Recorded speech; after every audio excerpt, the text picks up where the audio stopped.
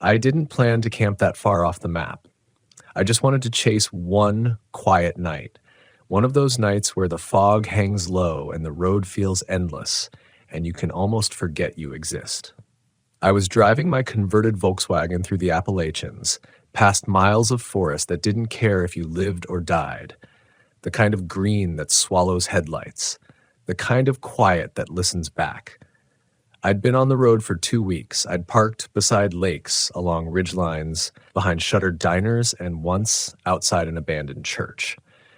I told myself I was clearing my head. In truth, I was running from a life that had grown too predictable. I wanted to prove I could live with just myself, that solitude was freedom and not punishment. That night, I followed a gravel road east of Cherokee National Forest. No name on the GPS, just a thin gray line. The sun was fading, a bruise-colored dusk pressing into the hills, and the air smelled like wet bark and rust. My tires crunched through puddles that reflected the last of the light. A wooden sign leaned crookedly against a tree. The Lullaby Trail, 1.8 miles. The name felt poetic in that eerie Appalachian way, something beautiful hiding something old and broken.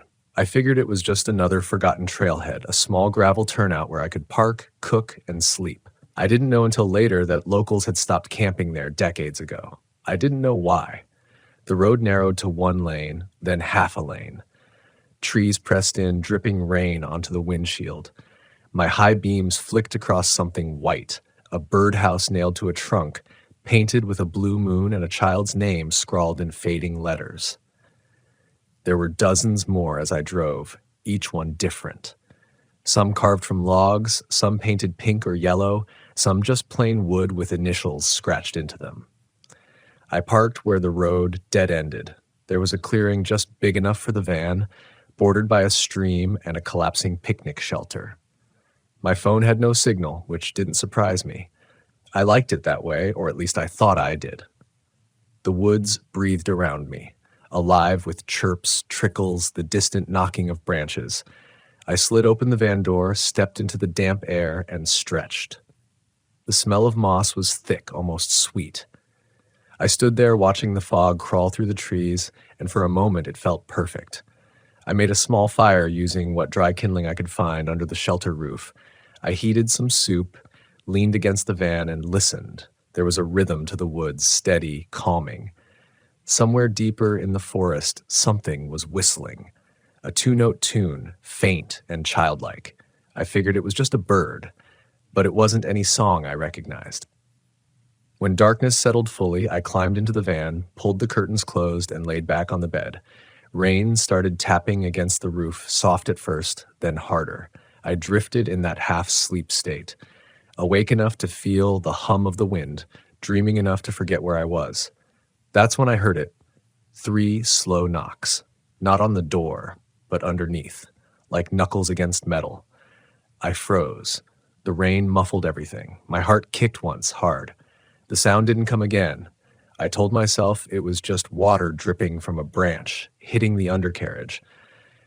I'd read about that kind of paranoia on solo trips, how your mind fills silence with ghosts. I wanted to believe that's all it was. But then the knocking came again. 3 slow taps, then a pause, then a faint humming.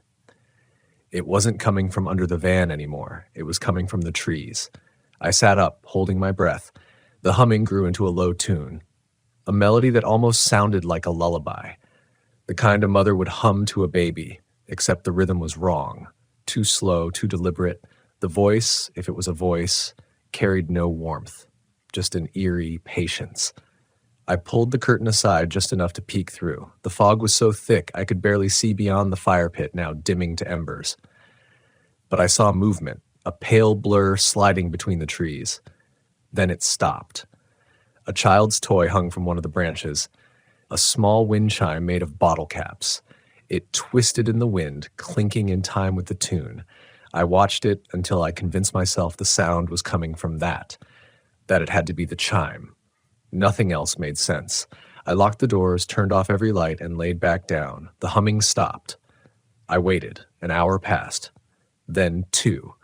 The forest fell utterly silent, and just when I started to drift again, I heard the whisper, right by the van's door. Don't fall asleep to it. I stayed frozen, breath shallow, staring at the thin seam of light that leaked between the curtain edges. My mind tried to give that whisper a shape. Wind, imagination, a memory replaying. But it didn't sound like any of those. It sounded close, warm, human. I sat up slowly and listened. Nothing. Only the faint creak of the van frame as it cooled from the day's heat. I waited, counting my heartbeats, straining to hear if the whisper would come again. It didn't. I reached for the flashlight at my bedside, but I didn't turn it on. I just held it. The air inside the van felt thick, humid with breath. I realized then how still everything had become outside. No crickets, no wind, not even the sound of the rain anymore. The silence pressed in like weight. Finally, I lifted the curtain just enough to peek out. The fog had sunk lower, hugging the ground like smoke. My fire was dead. The trees stood motionless, their black shapes bleeding into each other. I scanned the clearing, the stream beyond it, the crooked picnic shelter. Nothing moved. I told myself I had to check, that I wouldn't sleep if I didn't. So I unlocked the door quietly, slid it open just enough to step out. The smell hit me first. Wet pine, mud, and something faintly sour, like old flowers left in water too long. I shined the flashlight toward the shelter. The beam cut through the mist in a narrow column. Beneath the roof, beside one of the posts, hung something I hadn't seen before. A string of bottle caps tied with twine, swaying slightly though there was no breeze. The same sound I'd heard earlier, the clinking rhythm that had seemed so harmless, came back, faint and uneven. I stepped closer. The ground squished under my boots. The stream burbled softly, its surface filmed with mist. Up close, I saw that each cap had been painted. Tiny faces, childlike and crooked. Eyes, smiles, some upside down. The twine had blackened from rain, frayed from age. Beneath it, someone had scratched words into the wooden post. Sleep sweet and stay. I stepped back fast, my pulse hammering in my ears.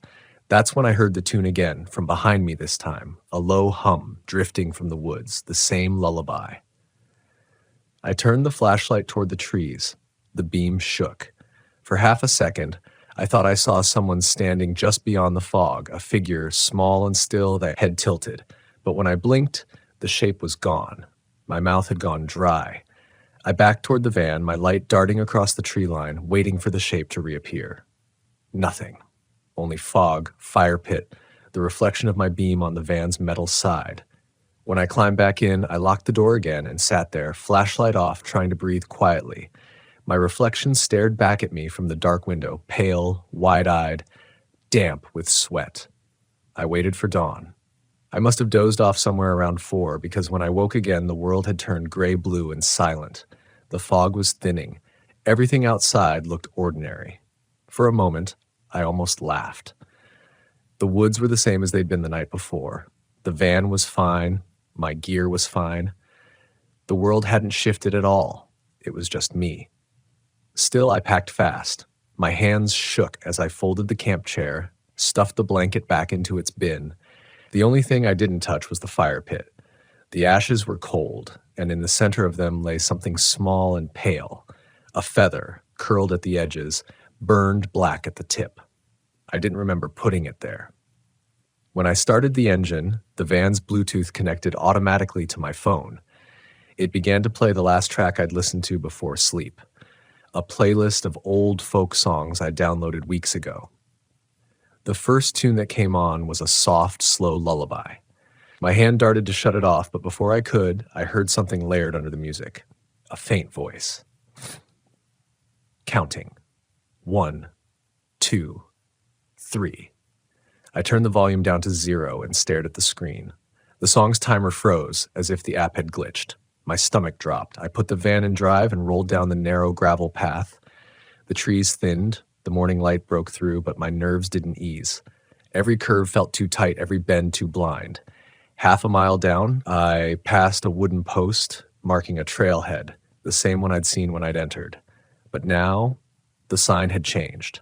The words "The Lullaby Trail" were still carved there, but underneath, etched crudely in the damp wood, was a new line I swear hadn't been there before. Don't leave before you hear the end. I didn't stop. The road wound back toward the main highway, bouncing over potholes, gravel spitting from the tires. I didn't look back until the trees opened and sunlight hit the windshield. Only then did I breathe. At a diner 30 miles east, I finally pulled over. I ordered coffee, sat in a corner booth, and tried to steady myself. The waitress noticed how pale I was. "Rough night?" she asked with a polite smile. I nodded. "Camped down a road called the Lullaby Trail."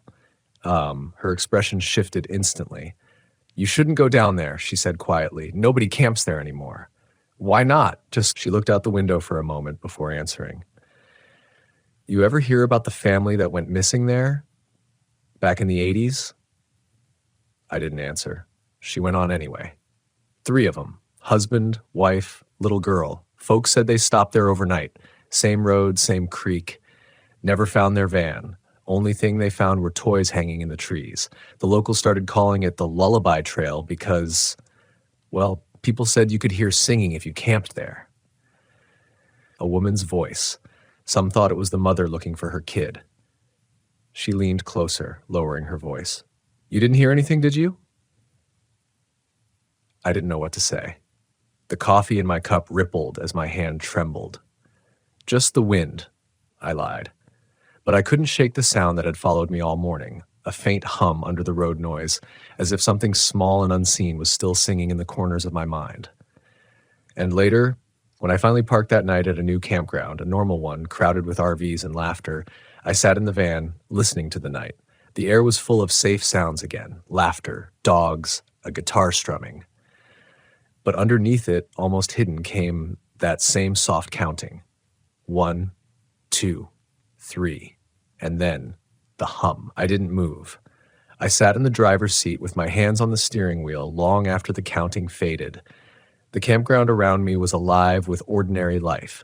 People laughing, radios murmuring, the hiss of someone's propane stove.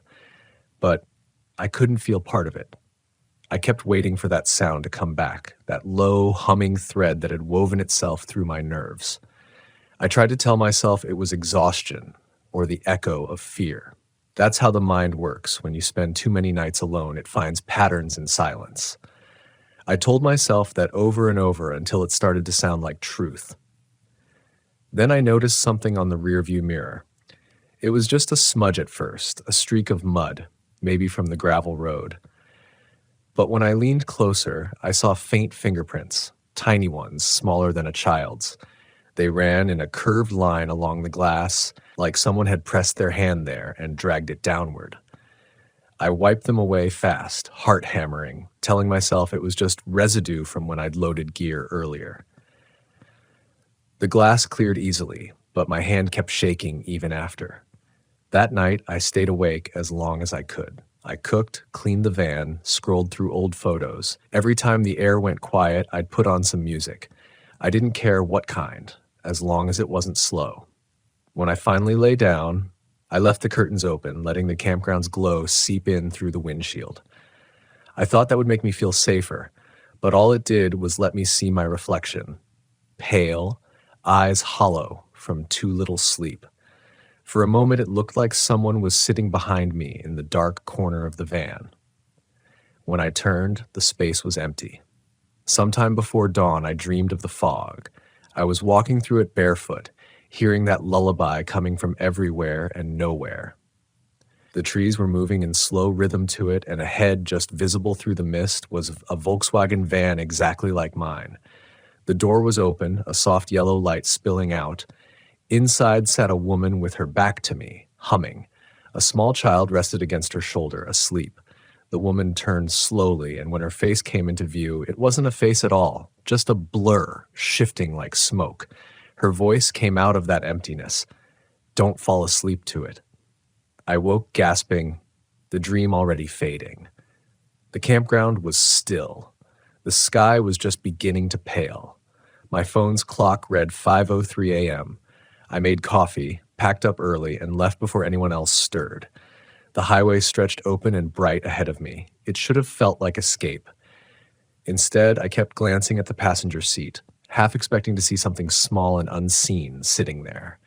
For 2 days I drove. stopping only for gas and short naps at rest areas. The sound never fully left. Even over the hum of the tires, I'd catch whispers, faint melodies hidden under the road noise. Sometimes they matched the rhythm of my heartbeat. By the third night, I found myself back in the mountains again, though I hadn't meant to. I was following an old scenic byway when the fog rolled in, the same heavy white curtain I'd seen before. The GPS signal cut out. The air smelled like rain and rust. And through the mist, I caught sight of a familiar shape. A wooden post, half collapsed, with a painted sign. The Lullaby Trail, 1 mile. I stopped in the middle of the road. Every instinct screamed to turn around, but something deeper, something quieter, whispered to keep going, like a pull under the ribs. I told myself I just wanted closure, that I'd drive to the clearing, see it in daylight, and that would break whatever spell the place had on me. So I turned down the road. The gravel crackled under the tires. The fog thinned in patches, showing the same trees, the same stream. I half expected to see my old fire pit still there, maybe even my footprints hardened in the mud. But the clearing looked different, cleaner. The shelter stood straighter, its roof patched, its posts freshly sanded. There were no bottle cap chimes, no carvings, only silence. I stepped out of the van. The air was still and cold. My breath came out white. I walked to the center of the clearing, my boots sinking slightly in damp earth. The stream murmured quietly nearby.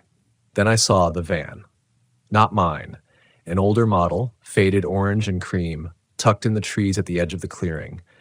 The body was streaked with moss. The windows were dark. I knew before I even reached it what I'd find. The plates were rusted beyond reading. The tires had sunk halfway into the soil. Through the dusty window, I saw a child's doll lying on the seat, its face cracked, one eye missing. And from somewhere inside that shell of a van, the humming started again. Soft, slow, like breath against glass. I backed away, my throat tight. The air around me thickened, heavy with damp and rot. The trees seemed to lean closer, listening. The sound grew louder, the melody stretching until it felt like it was crawling under my skin. Then it stopped. A voice, clear and close, whispered from behind me, "You heard the end." I spun around. Nothing there. Just fog curling like smoke from the ground. But when I turned back, the old van was gone. Only the flattened grass where it had stood, already filling with mist. I ran. I don't remember how I got back to the highway, only that my van's tires hit pavement and didn't stop for hours. By the time I reached open country, sunlight had broken through, turning the world gold and harmless again. I haven't gone back since. Sometimes, when I drive at night, the road quiet and my mind wandering, I'll catch that tune again, barely audible, like the world breathing just under the engine's hum. It never lasts long. Just long enough to remind me. And when it comes, I pull over. I shut off the engine. I wait until the air is still and empty. Because now I know what that trail was trying to teach me. The forest doesn't always want to harm you. Sometimes it just wants you to listen. And sometimes, when the night sings softly and your instincts twist in your gut, you have to trust them. You have to move. You have to wake up. I still camp in my Volkswagen. I still love the quiet roads, the mountains, the fog, but I never let music play when I sleep. I keep the windows cracked so I can hear what the night has to say. Because once you've heard the Lullaby Trail, you never forget the sound. It isn't really a song. It's a warning. My name's Mark Garrison. I'm 43 years old, and for the past 7 years, I've lived half my life on the road. I started as a weekend warrior, loading up my fifth wheel, driving out of Denver, and parking in those wide open plains that seem to stretch into the heart of nowhere. But somewhere along the line, I stopped calling it getting away and started calling it home. When you live most of your days beneath open sky, you start to understand how stories are born. You hear the wind slide between canyon walls, whispering things that sound almost human. You see fog rise over still lakes like breath.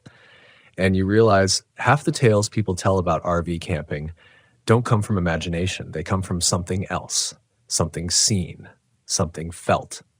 That's what led me here, to what I call my November investigation. I wanted to find out whether the most viral, bone-chilling stories about RV camping were myths or something closer to the truth.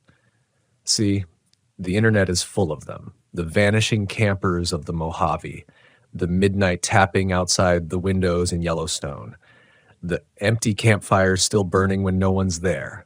Everyone has an uncle's friend's cousin who swears it happened to him. But no one ever talks about how those stories began or what they do to people who chase them. I thought I'd spend a few weeks driving to the sites where the most persistent myths were born. Maybe laugh a little, maybe scare myself for fun. But the funny thing about trying to debunk fear is that eventually you start to feel like it's watching you back. The first story I chased was one that haunted a lot of new RV owners online, the myth of the extra trailer light.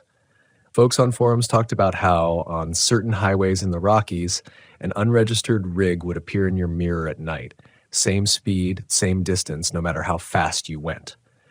Its taillights looked ordinary, 2 faint red dots, but if you pulled over to let it pass, it would vanish. No headlights, no sound, just gone. Some said it was a trucker who died in a snowstorm back in the 80s, eternally hauling his load home. Others said it was a government convoy, using old highways for night tests. I told myself it was all reflection and imagination, until I tried to film it.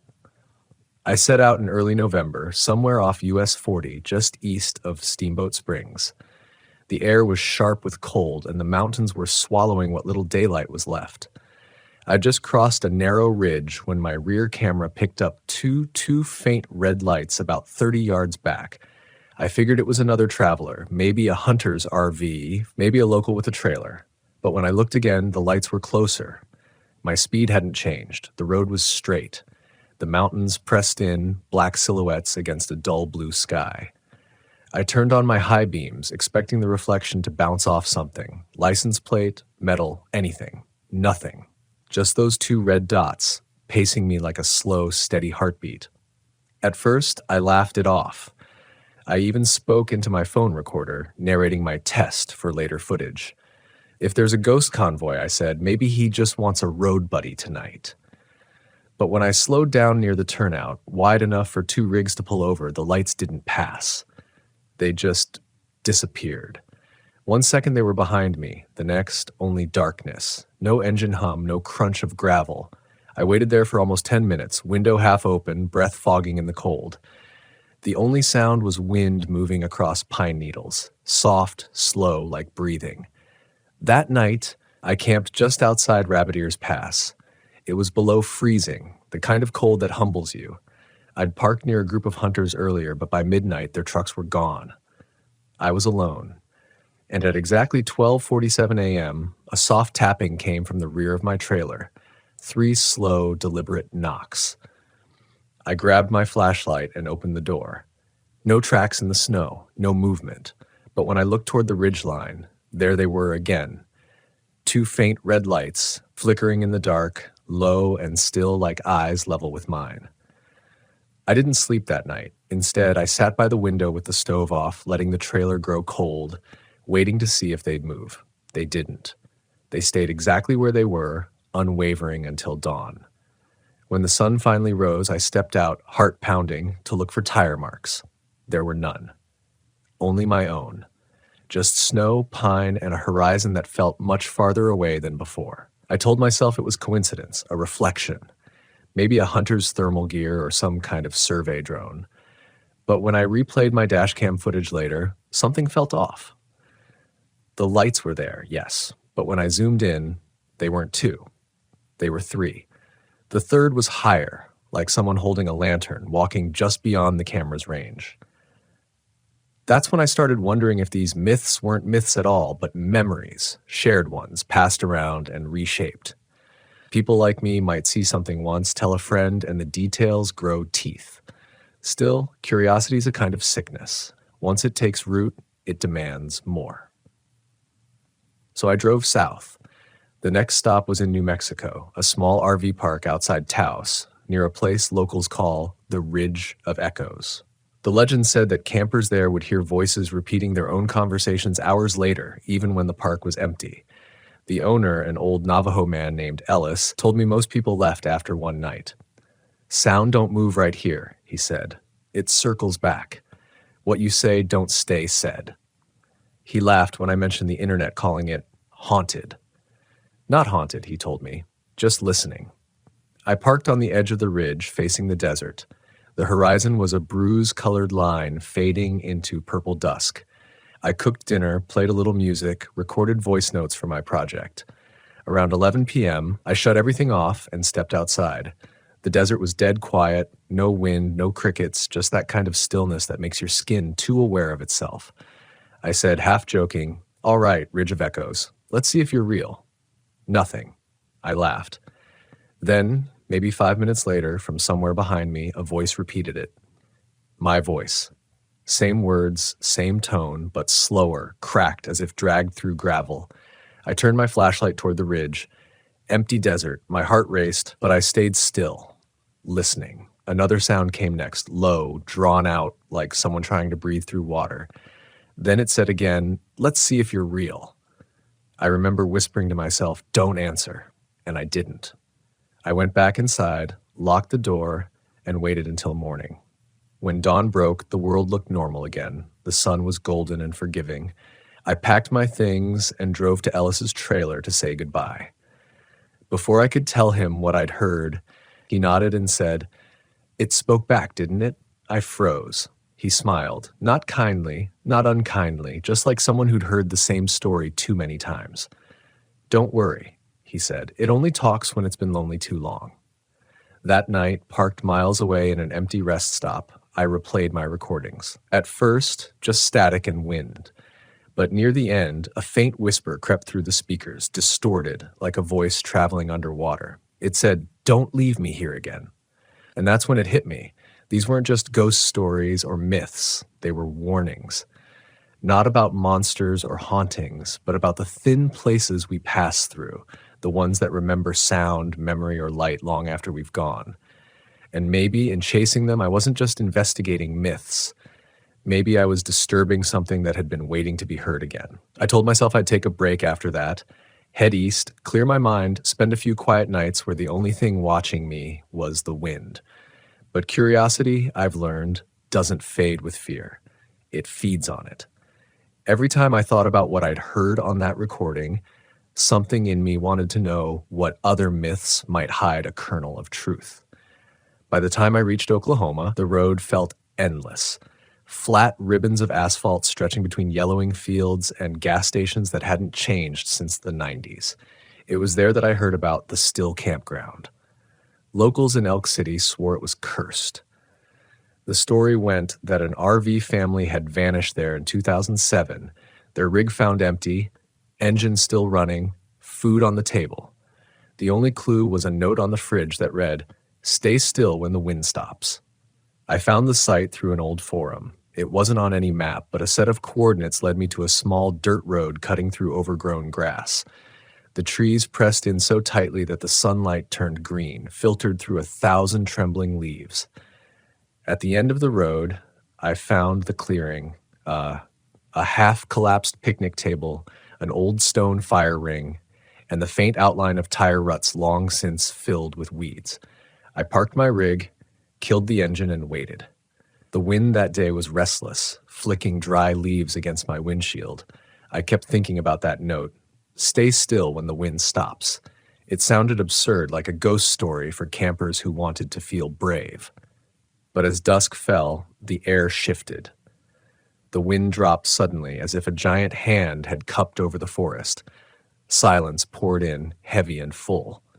When you spend enough nights in the wild, you learn that silence has texture. The silence in those woods felt thick, like standing underwater. I stepped outside to check my surroundings, every twig crack echoing too sharply.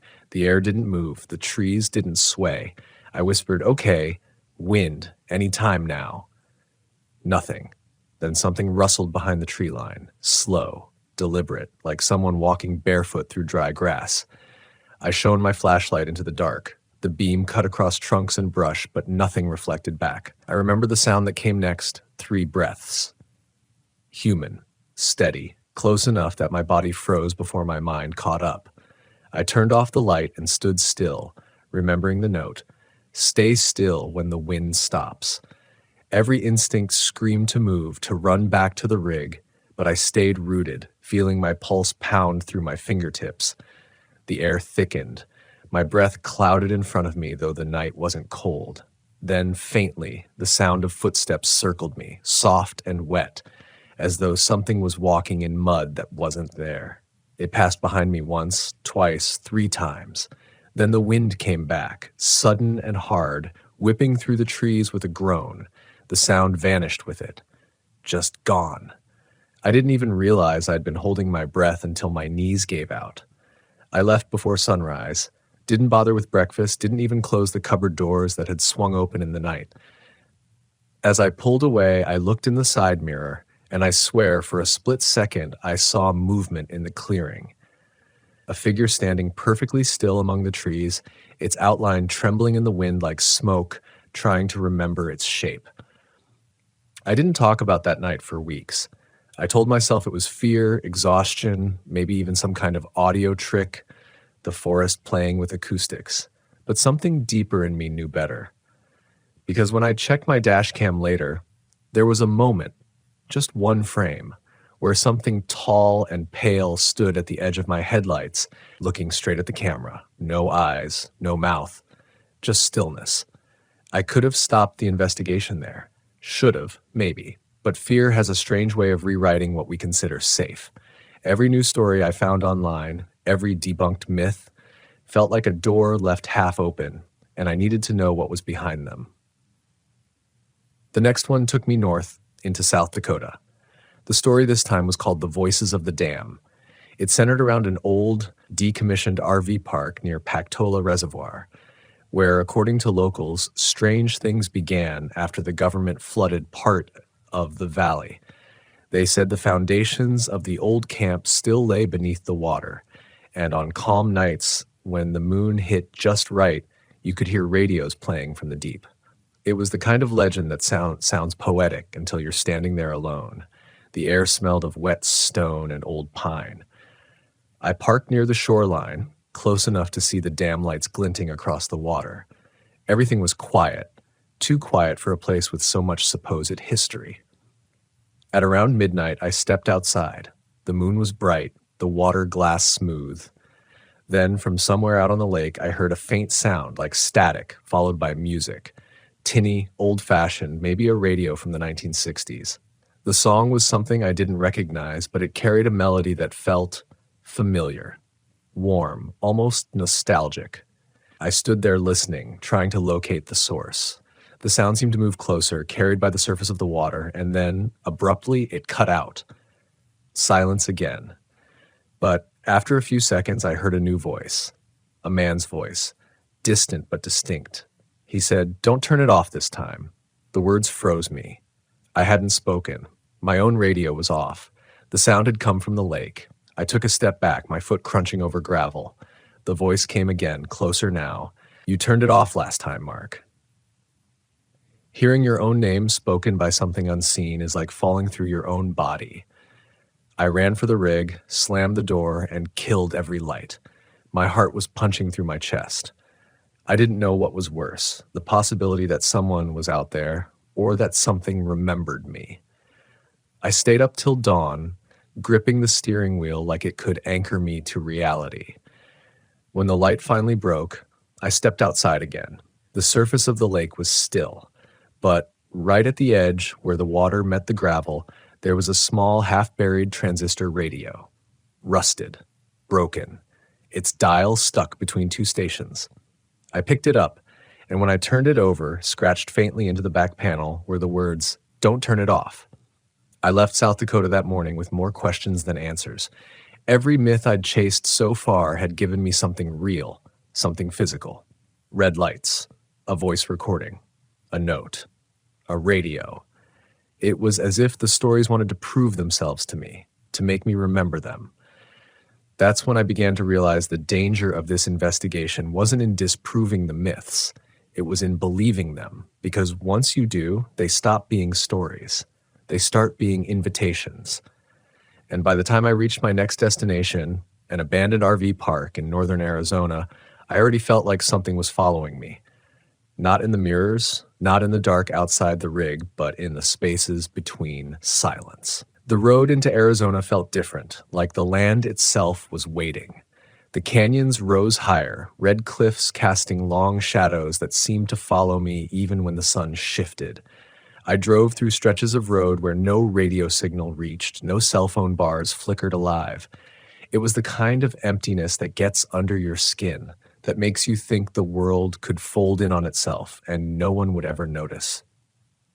I arrived at dusk to what used to be Desert Pines RV Haven, or at least that's what the faded sign said, half buried under sand and time. The park had been abandoned since 1999 after a series of electrical accidents and unexplained fires, according to an old state report I'd found. But locals told a different story. They said people heard generators running at night, lights flickering in trailers that hadn't had power in 2 decades. Some said the place came alive after midnight, like a ghost town remembering itself. I parked near the center of the lot, where old hookups stuck from the ground like broken bones. The air was still, dry as ash. The first thing I noticed was how quiet everything felt. Not peaceful quiet, vacant quiet. The kind that makes your ears ring just to fill the space. I stepped out, my boots crunching against gravel and brittle weeds. The trailers were hollow shells, metal frames stripped of anything human. One still had curtains, faded and fluttering in the hot breeze. As I walked between them, I saw a burned picnic table with a melted coffee mug still on it. Someone had left in a hurry. That much was clear. When the sun dropped below the cliffs, I returned to my rig, locked the doors, and set up my camera. I'd planned to record a monologue about the myth, how electrical storms supposedly triggered lights across the park, how people swore they could see the glow from miles away. I was halfway through explaining it when my power flickered. Once, twice, then died completely. The generator outside should have kicked in, but it didn't. My lights went black. My camera shut off. The silence came back, deep and absolute. I sat still, letting my eyes adjust to the dark. That's when I saw it. Out the front window, the faint shimmer of a light. It wasn't bright, just a pulse, like a dying ember deep in the distance. Then another, tiny bursts of light blinking in a slow, rhythmic pattern, like Morse code. I stepped outside, trying to make sense of it. The lights were coming from the far end of the park where the hookups disappeared into a gully. I followed the glow, each step crunching in the sand. The air felt warmer there, heavy with that metallic tang that comes before lightning. I reached the edge of the gully and the lights went out. Then a low hum rose from beneath my feet. It wasn't electrical. It was deeper, organic, like the sound of something alive breathing through the earth. My flashlight flickered and dimmed. I crouched, brushing sand away from what looked like an old power box. It was still humming. I reached for it. And the hum stopped. Silence again. Except this time, it wasn't empty. It was listening. Behind me, a door creaked open. I spun around, beam cutting through the dark, and there it was, a trailer I hadn't noticed before. Its door hung halfway open, lights spilling faintly from inside. I could see movement. A shadow shifting behind the curtain. Someone was in there. I froze. My voice caught in my throat before I could call out. The curtain moved again, and a hand pressed against the window. Pale. Thin. Still. Then the light cut out, and the door slammed shut with a metallic crack that echoed through the park. I didn't wait. I ran back to my rig, slammed the door, locked every latch twice. My generator kicked back on, lights flickering weakly. My dash cam had rebooted too, so I replayed the footage from the past few minutes. Everything looked normal, until the frame where I'd turned to run. In the background, just before the screen cut to static, the camera caught something standing beside the open trailer door. A figure, human in shape but wrong in proportion. Its arms hung too low, its shoulders sloped forward as if carrying weight that wasn't there. And its head was turned toward me. I shut the laptop and sat in silence for hours, listening to the faint hum return somewhere out in the distance. I thought about the other myths I'd chased, how every one of them had something tangible, something that wanted to be noticed. And I realized maybe that's what made them dangerous, because the more you acknowledge them, the closer they come. By morning, I'd made my decision. This investigation, this November project, was supposed to debunk myths, but it was doing the opposite. It was building belief, brick by brick, inside my own mind. Still, I wasn't ready to quit. Not yet. There was one last story I needed to test. The one that started it all, the story of the Dead Mile. According to online threads, it was somewhere between Flagstaff and Winslow, a desolate stretch of Route 87 where engines fail, radios cut out, and travelers vanish without a trace. GPS maps glitch there, showing loops instead of lines. Some claim you can drive it for hours without ever reaching the other side. Most say they turn back before it's too late. I told myself it was just urban legend. Confused memories, digital error. But I wanted proof. I wanted to drive that mile and show people what it really was. So I fueled up, checked my rig, and left before sunset. About 40 minutes in, the land flattened into endless scrub. The horizon blurred into gray-blue haze. I drove past an old mile marker, number 267, and watched the odometer tick over as I entered the supposed dead mile. The road stretched straight ahead, perfectly ordinary. At first, nothing happened. I drove for 10 minutes, then 20. The same landmarks rolled by, a cracked billboard, a rusted road sign, a cluster of dead mesquite. But then something strange occurred. The GPS froze. The little blue dot stopped moving, though the odometer kept rising. I laughed, assuming it was bad service, but when I looked up again, my stomach sank. The same cracked billboard stood ahead, same rust pattern, same bullet holes. I checked the map again, still frozen. I drove faster. The sun was dipping lower now, bleeding orange across the desert. I passed the same sign again, the same mile marker, the same cluster of mesquite. My throat went dry. I pulled over, stepped out, and stood there in the wind. The air had a faint hum to it, like the low vibration of a distant engine that never arrived. When I got back in and checked the dash cam footage, my blood ran cold. The video looped seamlessly. The same 30 seconds of highway repeating again and again, no cuts, no breaks. And in the last loop, just before it reset, I caught a flicker in the reflection of my rear window, something moving in the back seat. Only I was alone. The radio came alive then, faint static swelling into a voice. Mine. My own voice from one of my earlier recordings, whispering, "Stay still when the wind stops," the same words from Oklahoma. That was when I realized all these myths weren't separate stories. They were connected. The lights, the voices, the stillness, the hum. They were part of something that had been following me from the start, and it wasn't done yet. The voice on the radio faded into static, then silence. I sat there gripping the steering wheel, too afraid to even breathe. Outside, the desert had gone unnaturally still. No wind, no rustle, just that heavy, pressing quiet that makes you feel like the world is holding its breath with you. My own words, "Stay still when the wind stops," echoed in my head like a command, not a memory. I stayed frozen for almost a full minute, watching my reflection in the windshield. It looked wrong.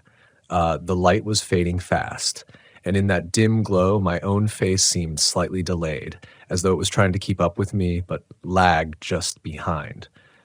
Then, without warning, the wind came rushing back, howling across the plain like it had been building its lungs for miles. My reflection snapped back to normal, and the radio burst alive with a single phrase, this time not my voice. "Don't leave the mile." I slammed the rig into gear and hit the accelerator. The tires kicked up dust, and for a few moments it felt like the world began to move again. The GPS unfroze. The road markers changed. I passed mile 268, then 269. Relief started to settle in, until I saw the same billboard again, the same bullet holes gleaming in the same rust pattern under the same setting sun. I wasn't out. I'd never left. Panic clawed up my throat. I checked my clock. It was 6:12 p.m. I drove faster. 10 minutes later, I checked again. 6:12 p.m. No time had passed. The world had stopped moving, and I was still inside it. Then I saw movement. Far down the road, a figure walked along the shoulder. Slow, deliberate, like it was following an invisible rhythm. It was tall, wearing what looked like a parka, the hood pulled tight. My first thought was relief. Maybe it was another driver, someone who could tell me where I was. I honked once. The figure stopped. Slowly, it turned toward me. The face beneath the hood wasn't a face at all, just a pale oval, blank and smooth like clay that hadn't been sculpted yet. My headlights flickered as if the rig didn't want me to see it. Then, from deep inside the static of my radio, a whisper rose. It said, "You shouldn't have looked back." The engine died. The lights went out. Everything, the road, the air, even the hum of electricity, ceased at once. For a moment, I sat in complete darkness, unable to tell if my eyes were open or closed. Then, faintly, I heard tapping, 3 slow knocks from the back of the trailer, the same rhythm I'd heard weeks ago in Colorado. I turned in my seat, heart pounding. Something scraped across the rear window. I could hear it, a sound like a fingernail on glass. Then, from the shadows, I saw it again, 2 red dots glowing faintly in the mirror. The lights that had followed me that first night in the mountains. They weren't headlights, they were eyes. I bolted out of the rig, running into the dark. The air was thick, grainy, like sand suspended in liquid. The highway stretched ahead endlessly, no horizon, no stars, just that same dim orange glow. Behind me, I could hear the faint whine of the engine turning back on by itself. The headlights flickered once, twice, then steadied, pointing directly at me. Something inside the cab moved. Slowly, the driver's door opened, and a silhouette stepped out. I couldn't see its features, but I knew the shape. Same jacket, same stance, same way of holding its shoulders. It was me. The thing started walking toward me, each step perfectly matching my heartbeat. I backed away, tripping over gravel, eyes locked on the thing that wore my shape. When it stopped, it tilted its head like it was studying me. Then, in my own voice, it said, "You came looking for truth. Don't stop now." Every nerve in my body screamed to run, but something else, something cold and primal, told me to listen. The figure raised a hand and pointed down the highway. "You're not the first to look. You won't be the last." Then, before I could speak, it walked past me and kept going, fading into the same lightless distance I'd been driving through all night. When I turned back toward the rig, the lights were gone. The hum was gone. The stillness, mercifully, had broken. And just like that, everything came back at once. Wind roared across the desert, carrying sand that stung my face. My headlights flickered on. The engine sputtered to life. The GPS blinked, caught up with itself, and showed I'd moved just past mile 270. When I finally reached the next town, Winslow, it was almost dawn. My body was shaking so bad I could barely pump gas. The clerk at the station gave me a strange look when he saw my hands trembling. "Rough drive?" he asked. I nodded, trying to laugh it off, but when I glanced up at the security mirror above the counter, something in my reflection made me stop cold. My eyes looked off, too dark, the pupils blown wide even under fluorescent light. And in the reflection behind me, just over my shoulder, I could have sworn I saw 2 faint red dots. I didn't buy anything, just left. That was 3 nights ago. Since then, I've been parked on the edge of an RV park outside Sedona, trying to make sense of what I've recorded. My laptop files are all corrupted, the dashcam footage won't open, but one audio clip still plays, the one from the Dead Mile. In it, you can hear my voice say, "Stay still when the wind stops." Then a whisper answers, "You didn't." I keep asking myself if all of this could be explained. Sound illusions, sleep deprivation, electromagnetic fields, hallucination caused by exhaustion. But the thing that keeps me awake isn't what I saw, it's what I remember feeling. That heavy pressure in the air, that sense that something vast and unseen was watching from just behind the horizon. The stories I set out to debunk, every one of them, shared a common thread, a threshold. A point where silence, stillness, or repetition breaks something open between what's real and what's remembered. I thought these were coincidences. Now I think they're coordinates. Markers on a map no one was meant to follow. And I think I crossed it. The nights are getting quieter now. The wind barely moves. Sometimes when I lie awake, I hear faint knocking on the side of the trailer. Always 3 times. Always soft, patient, like it's waiting for me to open the door. Maybe it's nothing. Maybe it's the same wind that started this whole thing.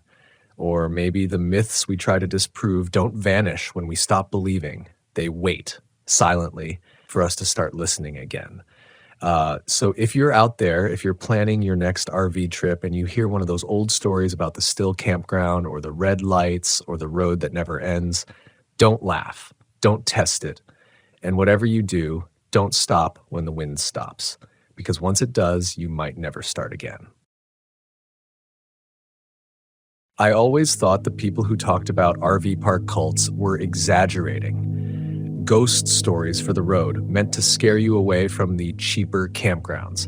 But sometimes the things we laugh off as myths are exactly what we should have paid attention to. Back in late summer of 2023, I was driving through northern Arkansas in my old Volkswagen Westphalia, a faded teal camper I'd rebuilt piece by piece over 3 years. I'd left behind a corporate job in Denver, sold almost everything I owned, and decided I'd live simply. Campgrounds, small jobs, remote work, long, quiet drives. It was supposed to be a cleansing season. I was tired of people, of deadlines, of pretending to be someone I wasn't. I thought I wanted isolation. What I didn't realize was that isolation doesn't always mean being alone. Sometimes it means being surrounded by people who are hiding something you can't see until it's too late. That night, I'd been driving along the Ozark National Forest edge, watching the tree line blur into dusk. My gas light came on somewhere near Kingston, and I pulled into a tiny gravel turnoff marked with a faded wooden sign, Hollow Creek RV and Campground, monthly rates welcome. I almost kept going, but the next town was 30 miles away and my tank was on fumes. The place looked like any other backroad RV park, a circle of gravel pads under crooked pines, a cracked concrete shower house, and maybe a dozen rigs tucked between shadows. A few of them looked like long-term setups, patio furniture, strings of lights, little garden fences built around propane tanks. It felt quiet. Too quiet, maybe, but peaceful enough after hours on the road. I parked my Volkswagen near the far end under a dead oak. The campground host, a man in his 50s with silver hair and an old trucker hat, came out of a small shed near the entrance. He introduced himself as Clay, said the first night was on him for travelers who don't know if they'll stay. His voice had that rural gentleness that puts you at ease even when your instincts tell you to be alert. We chatted briefly while I set up my pop top and ran an extension cord. He asked where I was headed, and I told him I didn't really know. He smiled and said, "Most people who end up here say the same thing." Something about that line stuck with me, though I didn't know why at the time. After dark, I made some soup in my camper, rolled down the windows, and watched the campground lights flicker through the trees. It wasn't until I turned off my lantern that I realized how unnaturally synchronized everything was. Every light in the park, the porch bulbs, the strings, even the LED strips on the RVs blinked twice, paused, then blinked once more. Over and over, like a heartbeat. At first, I thought it was just bad wiring. Then I noticed something else. Silence. No crickets, no wind. Just that rhythmic pulsing of the lights, faint but constant. Around midnight, I heard voices, low, synchronized chanting from somewhere behind the tree line. I tried to convince myself if it was a group by the fire, maybe drunk and singing. But when I stepped outside, I saw movement in the dark. 10, maybe 12 figures standing in a rough circle around a small fire beyond the last RV. They weren't laughing or talking, just swaying. I couldn't make out words, but it sounded ritualistic. My first instinct was curiosity, a weird human reflex to normalize the unexplainable. Maybe it was a local gathering, a religious group, something harmless. But then I noticed they were all wearing the same thing, faded blue jackets like work coveralls. And they were all barefoot. I went back into the Volkswagen, locked the doors, and told myself to sleep. The chanting went on for another hour, maybe longer. When it stopped, I could hear footsteps crunching along the gravel road, slow, methodical. Someone passed by my window and paused. I held my breath. The shadow lingered, then moved on. I didn't sleep that night. In the morning, everything seemed normal. The air smelled of wet pine and diesel. A few campers chatted by the shower house, and Clay waved from his golf cart as if nothing had happened. I even laughed at myself over breakfast, how easy it was to let your imagination run wild when you spend too much time alone. That illusion lasted until I noticed my rearview mirror. Someone had drawn a symbol in the dust on my back window, a circle with 3 intersecting lines. I wiped it off, thinking maybe it was kids or some random graffiti. But when I stopped by the shower house, I saw the same symbol etched into the doorframe. Inside, 2 women were talking near the sinks. One of them looked young, maybe early 20s, with dark circles under her eyes. When she saw me, she went silent. As I passed her, she whispered, "You should leave before tonight." That was the first time I felt real fear. Not the cinematic kind, the quiet, rational kind that starts in your stomach and spreads through your chest until every instinct tells you something is wrong. I went back to my van and started packing. Clay pulled up again in his cart and smiled like he'd been expecting me. "You settling in all right?" he asked. "Yeah," I lied. "Just heading out early. Got a long drive." He tilted his head, the way people do when they're trying to decide if you're lying. "Most folks stay at least a week once they find Hollow Creek," he said softly. "You sure you don't want to meet the others tonight? We have a little gathering, nothing fancy, just good folks." His tone was friendly, but the way he looked at me, unblinking, too calm, made my pulse spike. I told him I'd think about it and climbed into the driver's seat. My hands were shaking as I turned the key. The engine coughed, sputtered, then died. I tried again, nothing. Clay smiled wider. "Old Volkswagens can be tricky," he said. "Let me call my guy. He's good with these classics." Before I could protest, he was already on his radio. Within minutes, a white van pulled up. 2 men stepped out, both wearing those same blue coveralls I'd seen the night before. Something inside me just snapped into survival mode. I grabbed my backpack, slipped out the passenger door, and started walking toward the park exit like I wasn't panicking. But when I reached the gravel road, I noticed something chilling. Every rig I passed had that same circle and line symbol carved somewhere on it. Some on doors, some on windshields. A few campers had their blinds shut tight, but I could see shapes moving inside, watching. When I turned the last corner, Clay's voice came over a loudspeaker from the office. "We're having our meeting at sundown, but it's like everyone's expected to be there. Don't wander off too far now." It sounded casual, but I swear I could hear the warning behind the words. I didn't stop walking until I reached the gas station about 4 miles down the road.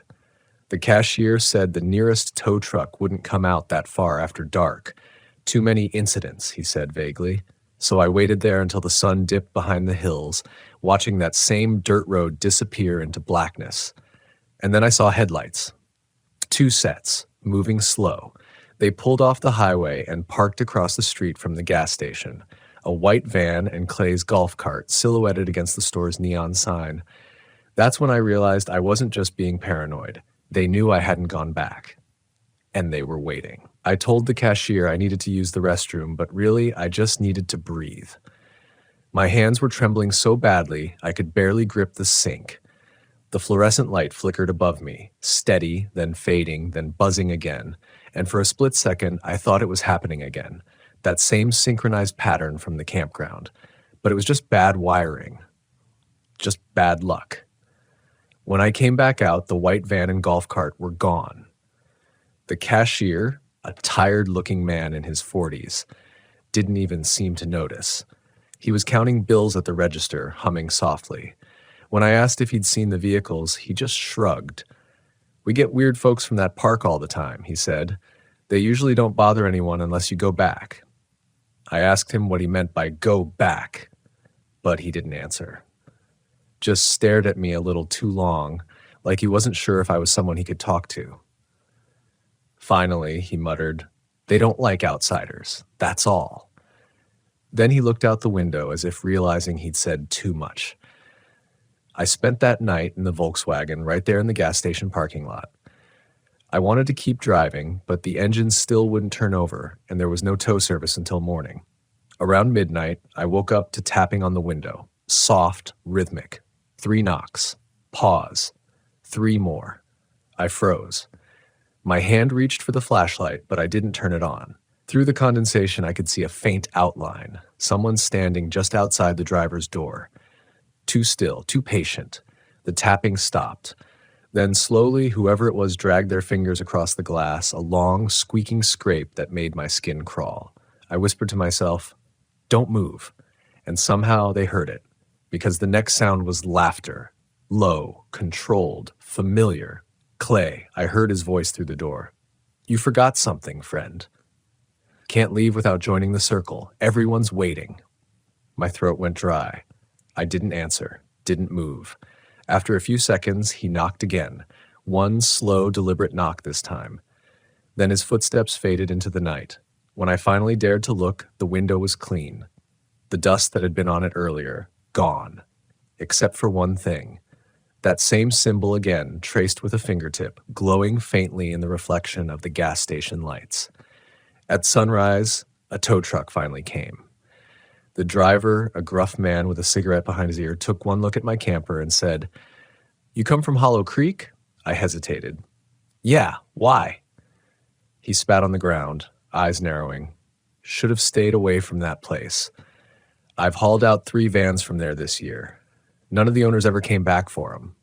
My stomach tightened. "What do you mean?" He didn't answer for a while, just hooked the cable under the bumper. "They got some kind of group thing going on. Started small, then folks started disappearing. County came out once, but nothing stuck. No evidence, they said. No complaints." We rode in silence for a while, the road winding through the hills. The trees seemed to lean closer as we went, branches scraping the cab like they wanted to listen in. Finally, he said, "You didn't talk to him, did you?" "Not really," I said. "Just the owner. That'd be Clay." He nodded to himself as if confirming something. "That man's been running that park since the 80s, but the original Clay, the one on the lease, he died in 1991. That's the story anyway." I felt the blood drain from my face. "Then who?" He cut me off. "Don't ask questions you don't want answered. Just get your van fixed and keep moving." When we reached the nearest repair shop, I offered to pay extra to have the engine looked at immediately. The mechanic said it had been tampered with. Wires pulled loose from the ignition coil, clean cuts like someone knew what they were doing. It wasn't random failure. Someone had made sure I couldn't leave that night. While they worked, I went inside the station's small diner. The waitress, an older woman with kind eyes, poured me coffee and said, "You look like you've seen a ghost." I told her in vague terms about Hollow Creek, the chanting, the people, the symbols. She stopped mid-pour. "You're lucky," she said softly. "A friend of mine stayed there last spring. She was traveling alone too. They found her camper down by the river, empty, door wide open. I asked if they ever found her. She shook her head. Only thing left was her shoes, both of them sitting side by side like she walked out barefoot." The coffee went cold in my hands. I didn't finish it. By late afternoon, my Volkswagen was running again. I paid cash, thanked the mechanic, and told him I'd be heading west. He gave me a strange look and said, "Don't stop until you hit Oklahoma." I meant to listen, but exhaustion got the better of me somewhere near the border, and I pulled into another RV park for the night. This one was newer, bright lights, families, kids on bikes, normal, safe. I told myself I was fine now. Then I saw the flyer on the bulletin board near the office. It was an old missing persons notice. A man, maybe late 40s, smiling beside a small travel trailer. The paper was faded, the corners curled, but I could still read the words beneath the photo. "Last seen at Hollow Creek RV Park, June 2022. And below that, in handwriting so faint it was almost invisible, "Don't let them see you leave." That night I slept with a knife by my bed and every window latched. The crickets were loud, the air smelled of charcoal and fried food, all the comforting signs of normal life. But around 2 a.m., I woke up again. Not to chanting this time, to singing. A woman's voice, soft, steady, drifting through the trees. It was close, too close. I sat up and looked through the blinds. Under the yellow park light by the picnic table across the lane, a woman stood barefoot, wearing one of those same faded blue jackets. Her eyes were closed, her face tilted toward the sky, singing something I couldn't understand. When she finished, she looked directly at my van and smiled. I didn't wait. I started the engine, praying it would turn over, and when it did, I drove. No lights, no hesitation, just pure instinct. The gravel spat under my tires as I tore out of that park. I didn't stop until dawn. I ended up in a rest area outside Tulsa, parked under a security light. For the first time in days, I felt something like safety. But even there, as I sat watching the sun burn through the fog, I noticed something on my rearview mirror. Taped to it, a folded piece of paper. I opened it with shaking hands. Inside was a photo, my van, parked at Hollow Creek, and scrawled on the back in the same faint handwriting as the flyer, "You left before the ceremony." I don't remember driving the next few hours. I just remember the road, endless gray, the world smeared in motion through the bug-splattered windshield. Every gas station, every rest stop, every flash of headlights behind me sent a spike of panic through my chest. I checked the mirrors constantly, expecting to see that same white van. By the time I reached Oklahoma City, my nerves were shot. I parked behind a truck stop and just sat there, staring at my reflection in the glass. My face looked hollow, eyes bloodshot, skin pale under the fluorescent light. I'd been on the road less than a week, and I looked like I'd been running for months.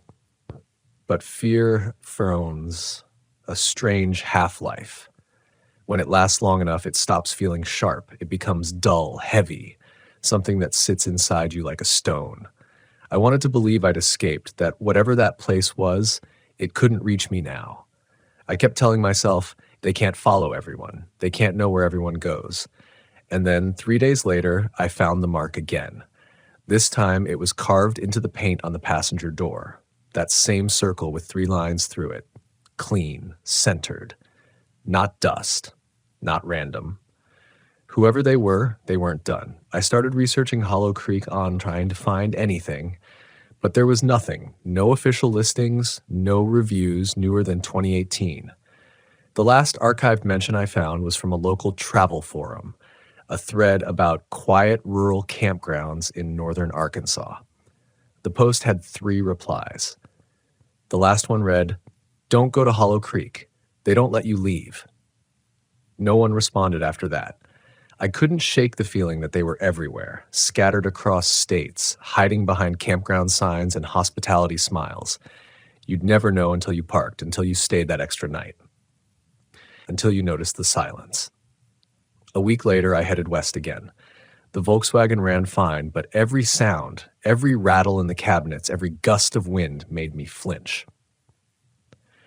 Somewhere along Route 66, I met another traveler, a woman named Erin, who was camping out of a small Ford Transit. We shared a campsite in New Mexico, both parked under a massive cottonwood. She was the first person I'd spoken to properly in days. When she asked where I'd come from, I hesitated. Then, maybe out of exhaustion or loneliness, I told her everything. She didn't laugh. She didn't call me crazy.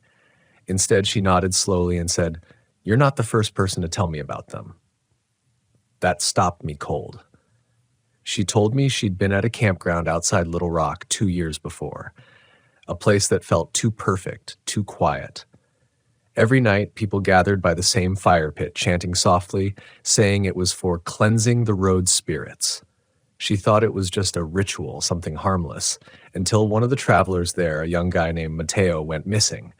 They said he'd left early, but she found his shoes under the picnic table the next morning. Both side by side. My stomach turned. I showed her the symbol I'd seen, drew it in the dirt. Her expression went pale. "That's their mark," she said. "The circle of return. They use it to claim travelers. You park where it's drawn, and they say your soul belongs to the circle until you come back and finish the ritual." I didn't know what to say. I didn't believe in that kind of mysticism, but she was shaking as she spoke. Not trying to scare me, just remembering something she wished she could forget. That night, we both stayed up late, talking by the dying campfire. Around midnight, a breeze came through the trees, carrying the faintest smell of pine smoke. Erin froze. "You smell that?" she whispered. I nodded. It was faint but distinct, like burning cedar and something sweet underneath, something almost chemical. "That's them," she said quietly. "That's what the fire smelled like the night Mateo disappeared." I wanted to dismiss it, tell her it was nothing, but the hairs on my arms stood on end. The night felt wrong again, the same way it had at Hollow Creek. Too still. Too aware. We packed up before dawn. She drove west, I turned north, heading toward Colorado, thinking maybe the mountains could drown out whatever this was. But I couldn't shake the paranoia. Every rest area, every diner, I'd scan the faces around me, looking for those same blue jackets, those blank eyes. For a while, nothing happened. Weeks passed. I even started to feel normal again. The Volkswagen became home again, not a prison. I told myself maybe it had all been in my head. That fear had rewritten my memory. Then, one morning outside Durango, I woke to knocking. 3 knocks. Pause. 3 more. My chest went tight. I reached for the curtain, pulled it back, and nearly screamed. It was Erin. Her clothes were dirty, torn. She looked like she hadn't slept in days. When I opened the door, she just stood there, trembling. "They found me," she whispered. I pulled her inside, locked the doors, asked what happened. She said she'd been staying at a free campground near the Utah border. One night she saw a white van parked across the road. Thought nothing of it. But the next morning, someone had left a wooden charm hanging from her mirror, carved with the same symbol. She'd been running ever since. When I looked closer at her hands, I saw she was holding something. A Polaroid. She handed it to me. It was blurry, taken in low light, but I could make out a group of people standing in a circle around a fire. At the center, a Volkswagen van. My van. "I found this nailed to a tree outside my site," she said. "I think they want us both." I didn't know what to do. The roads didn't feel safe anymore. The idea of calling the police felt pointless. What would I even say? There's a cult chasing me across state lines? So we kept moving. Together this time. No patterns, no predictable stops. We avoided campgrounds entirely, slept in parking lots, side roads, anywhere we could disappear. But running like that changes you. The paranoia seeps in until you start questioning everything. The cars behind you, the reflections in the windows, even each other. A month later, I woke up one morning to find Erin gone. Her van was still there. Door open. Inside, nothing looked disturbed except for one thing. A fresh symbol carved into the wood above her bed. I sat there for an hour, staring at it, until I noticed something else. Beneath the symbol, faintly etched in pen, were 3 words. "It's your turn." That's when I finally stopped running. I sold the Volkswagen a week later in Flagstaff. Told the buyer it had been a good travel companion, but I was done living on the road. I left the keys, the papers, everything. I didn't even look back as I walked away. That night, I stayed in a cheap roadside motel. No wheels, no trees, just 4 walls and a lock. I thought maybe I could finally sleep. But as I drifted off, I heard it again, faint, rhythmic, coming from somewhere down the hall.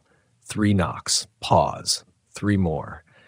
I sat up, heart pounding, waiting for the next sound. None came, just silence. The next morning, I checked out early. The clerk asked if I was okay, said I looked pale. I told him I was fine. Before I left, he handed me my receipt. When I looked down, I noticed something scribbled on the back. A circle, 3 lines, and beneath it, the circle never ends. That's when I realized something I hadn't wanted to face. Maybe the real danger wasn't the people at Hollow Creek. Maybe it was the idea itself, the belief that once you've been marked by fear, it doesn't matter where you go. It follows you, lives in you. Every knock, every reflection, every sleepless night, it's the same ritual replaying in a different place. You don't need to be in a cult to be trapped by one. You just need to believe they're still out there. Sometimes I still dream of that night, the chanting, the synchronized lights, the faces half lit by fire. I wake up drenched in sweat, staring at the ceiling, waiting for the knock, and sometimes I swear I hear it. When I do, I don't move. I don't look. I just remind myself of what fear does when you give it attention. It grows, it feeds, it circles back around. So if you're out there traveling in your Volkswagen, your trailer, your tent, and you find a quiet little park that feels too perfect, too peaceful, listen to your instincts. If the air feels still, if the people smile too long, if the lights flicker in rhythm, don't stay. Because the road can be beautiful, but it's also a map of unfinished stories. Some campgrounds don't just take your money, they take your direction. And once you've been part of the circle, you never really leave it. You just keep driving, hoping it doesn't find you again. But deep down, you know it will. I've always believed that fear is just a story we tell ourselves. Someone once told me that what separates a harmless campground tale from a genuine survival instinct is simply how much you choose to believe. But I've come to learn that belief isn't a choice you make with your mind. It's a choice that your body makes for you, in the dark, when every direction feels wrong. My name is Evan, I'm 34, and for the past 2 years, I've lived out of a 1991 Volkswagen Westphalia, faded teal paint, cracked skylight, and a bed that folds out just wide enough to feel like a promise. I left behind a normal life in Seattle.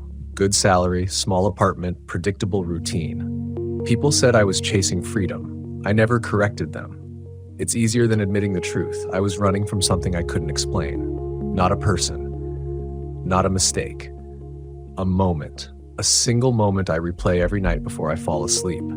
The moment I realize that the wild places of America aren't empty. They're waiting.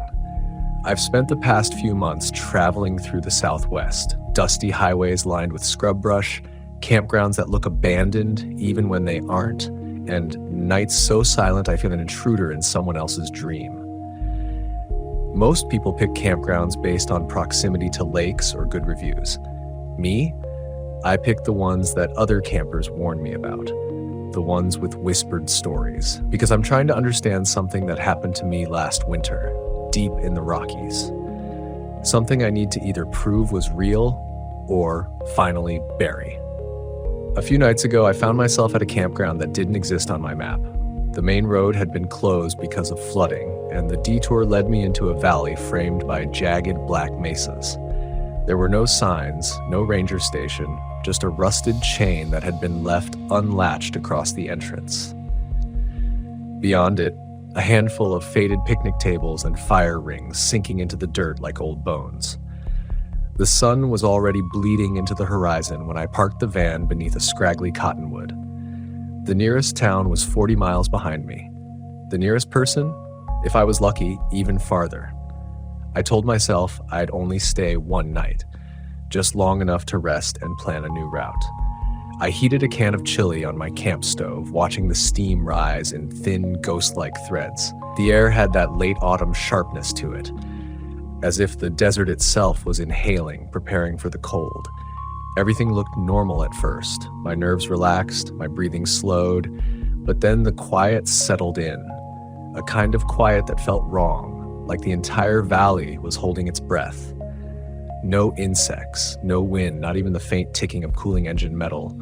When silence becomes that complete, even your own heartbeat feels like a threat. I ate quickly and climbed into the van, locking the doors out of habit.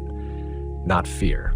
I cracked the skylight to let in some air, unrolled my sleeping bag, and stared up at the ceiling, listening, waiting.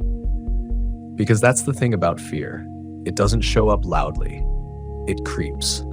Hours passed, or maybe minutes. Time behaves differently when you're alone and uncertain. My eyelids grew heavy and I started drifting when I heard it, a soft scuff of dirt, like someone dragging a heel. I sat up instantly, pulse punching at my ribs.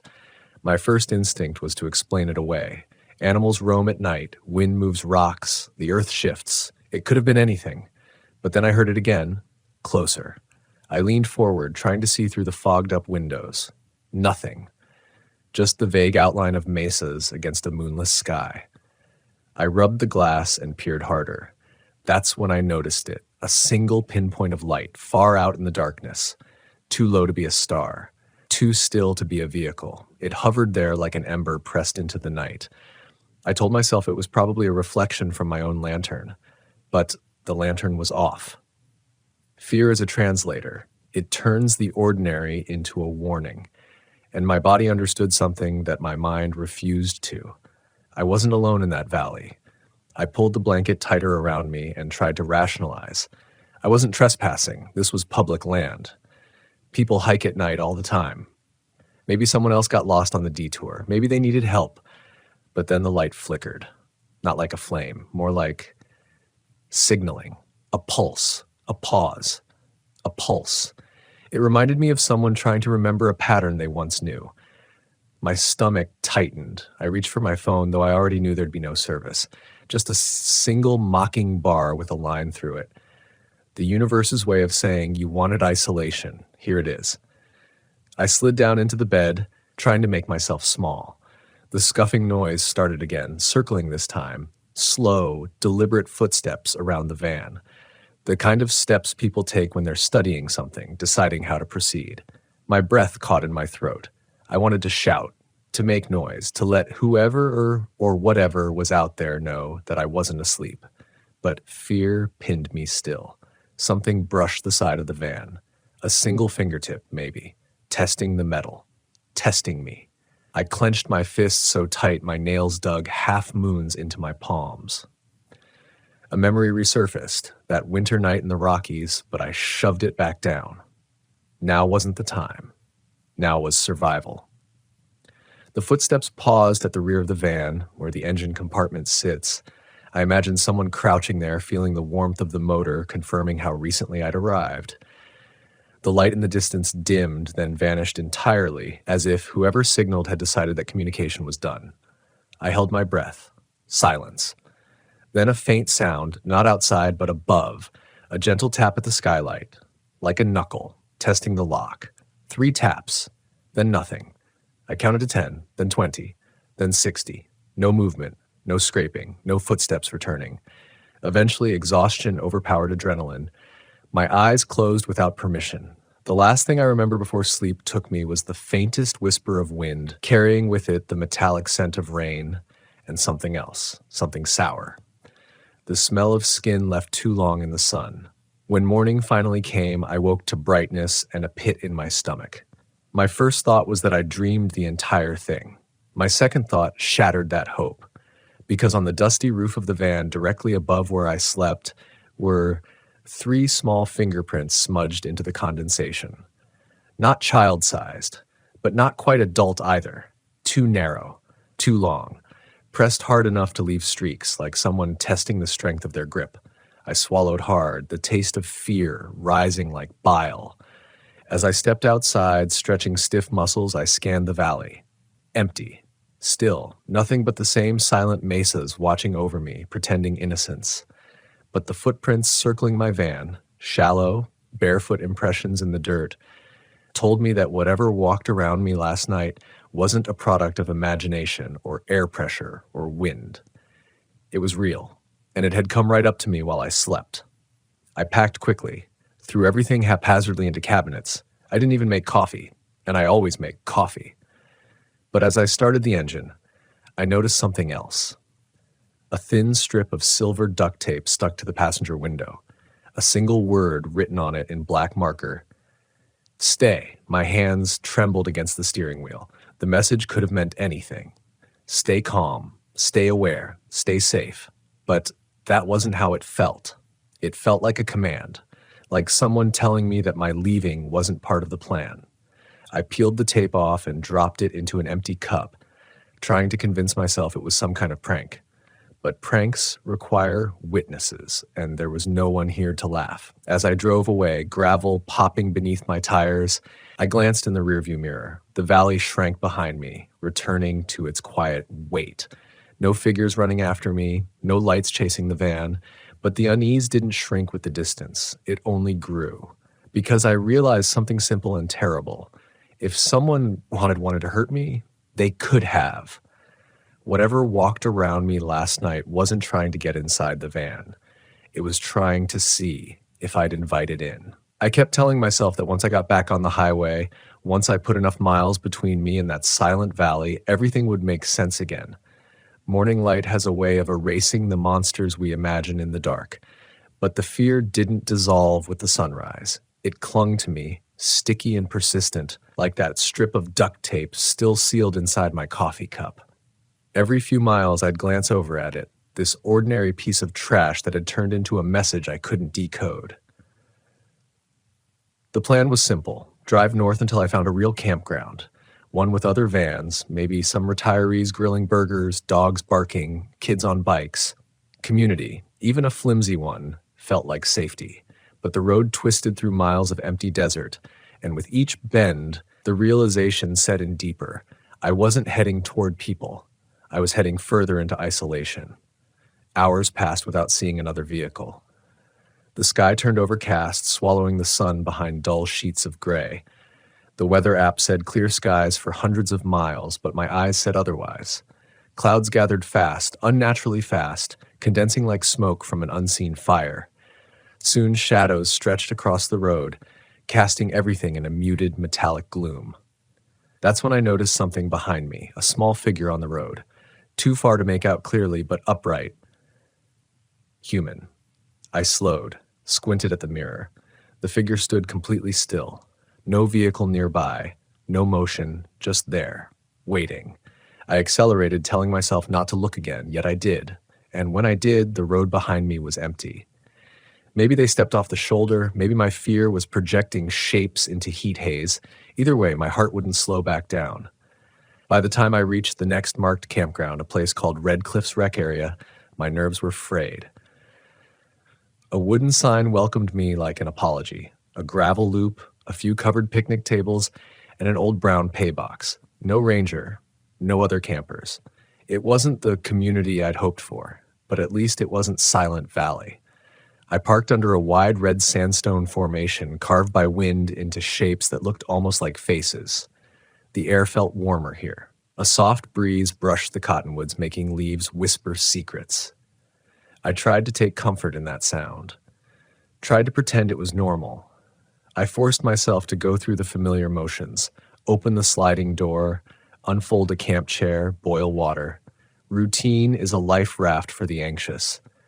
As the kettle started to whine, I caught a glimmer of something at the base of the picnic table, a folded piece of paper weighed down by a pebble.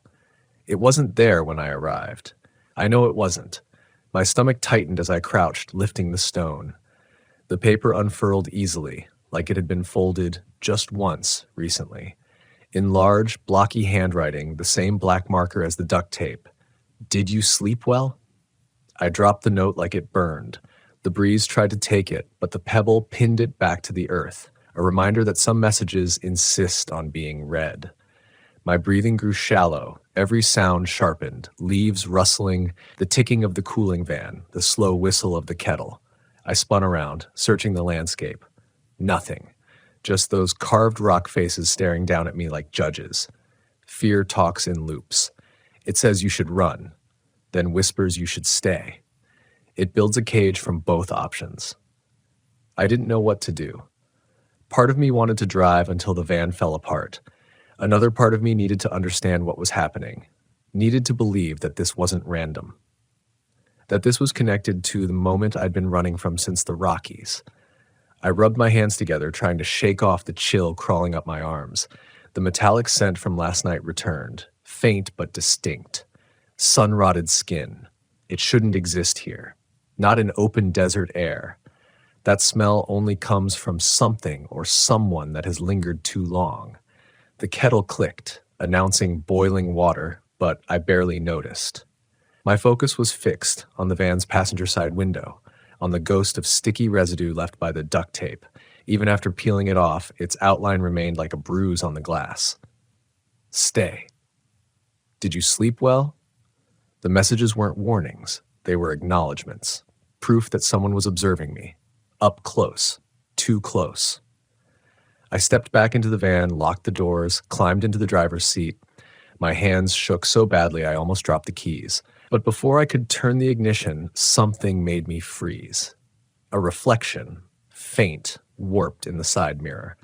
Not a person, not exactly. Something crouched at the corner of the sandstone formation, its head tilted like a curious animal, its limbs too long, even folded its skin or whatever covered it, blended with the rock, almost perfectly, as if it had learned to mimic its surroundings. For a moment, I convinced myself it was just a trick of shadow and shape, but then it moved. Not toward me. Worse. It moved without breaking its silhouette, without disturbing a single grain of sand beneath it, like a thought trying to become physical. I swallowed a gasp and sank down, hiding below the dashboard. My chest tightened, my throat locked. Every instinct screamed at me to get the van started and go. But survival isn't always driven by motion. Sometimes the smartest thing you can do is become nothing. No breath, no sound, no presence. The mirror went dark, a cloud drifting overhead, and when light returned, the reflection was gone. Gone, or repositioned where I couldn't see it.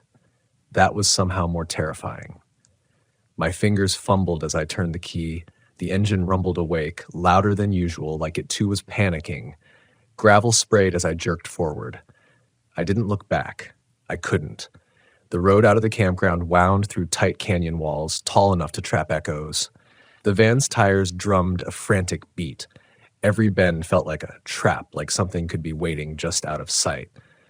Finally, the canyon spat me out into a wide stretch of desert highway. I kept driving until open space surrounded me again, where distance felt like protection. Only when I reached a small pull-off overlooking an empty ravine did I stop. My heartbeat was a war drum in my ears. Sweat cooled on my neck. My breath fogged the windshield despite the dry air outside. I needed answers, so I reached into the cup holder and pulled out the tape strip again, just that single word. Stay. I flipped it over and noticed something I'd missed. Not writing, but texture. Light scratching along the adhesive side, like someone had run their fingernail through it back and forth again and again. Not carving a word, carving frustration, impatience, as if the message had once been longer, as if more taped letters existed somewhere. My phone vibrated unexpectedly, making my hand jerk. A single notification appeared. New voicemail, no missed calls, no signal bars. My skin prickled like thousands of static pins. I put the phone to my ear, listened. No voice greeted me, no words, only breathing. Slow, deliberate, familiar. I froze entirely when the breathing shifted. Too close to the microphone, too close to be accidental. Then, 3 taps. Not on the phone, on the skylight. The phone slipped from my fingers. I stared upward in horror, watching dust tremble as someone pressed lightly on the glass above me. 3 taps, then silence. Not leaving. Listening. I didn't move. I couldn't. Every second of stillness felt like a negotiation. If I remained quiet enough, maybe the thing above me would lose interest. Maybe it would retreat into whatever cracks of reality it had crawled from. But fear doesn't let you think straight. It convinces you that survival depends on silence, even while your mind screams for action.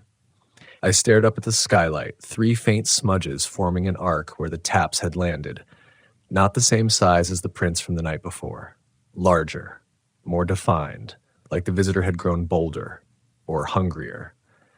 I slid down in the seat, shrinking beneath the window line, heart pounding so hard the sound felt like it might give me away.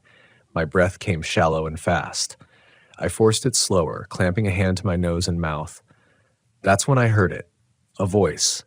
Not words, just a shape of sound. A low humming, like someone trying to remember a song they hadn't sung in years. It vibrated through the glass, through the roof, through my ribs. The humming stopped. A new sound replaced it, the slow drag of fingers slipping across glass, testing for a weakness, mapping the edges, pressing down just enough for the skylight to creak in protest. The rubber seal groaned.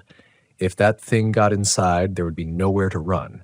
My only chance was to move. Not later. Now. I turned the ignition again, even though the engine was already running, an instinct driven by panic. The van jolted forward, back tires spitting gravel into the ravine. The weight above me shifted, scraping backward toward the rear of the van. A thud followed, something dropping off the roof. I didn't look. Looking meant knowing, and knowing meant fear would root me again. I floored it. The van bounced violently over the uneven shoulder before launching back onto asphalt. The speedometer climbed. 50. 60. My teeth chattered with adrenaline. My grip locked the wheel so tight my knuckles bleached white. But even as the landscape stretched empty ahead, my fear stayed cramped and suffocating. Because isolation wasn't safety anymore. Isolation meant no one would hear me scream. I needed to reach civilization. Anywhere with cameras, cars, witnesses. Somewhere that a breathing voice on the roof would hesitate to follow. The highway sign announced a town. Cedar Bend, 28 miles. I pushed the van harder. The engine whined in protest, the old gearbox struggling with the sudden demand. But it held. It had to. Something moved in the rearview mirror. Not a figure, a fluctuation. Like heatwave distortion, but colder. A ripple in the air following the exact path I fled. That was the moment I broke. Not physically. Mentally. It wasn't a person. It wasn't a prank.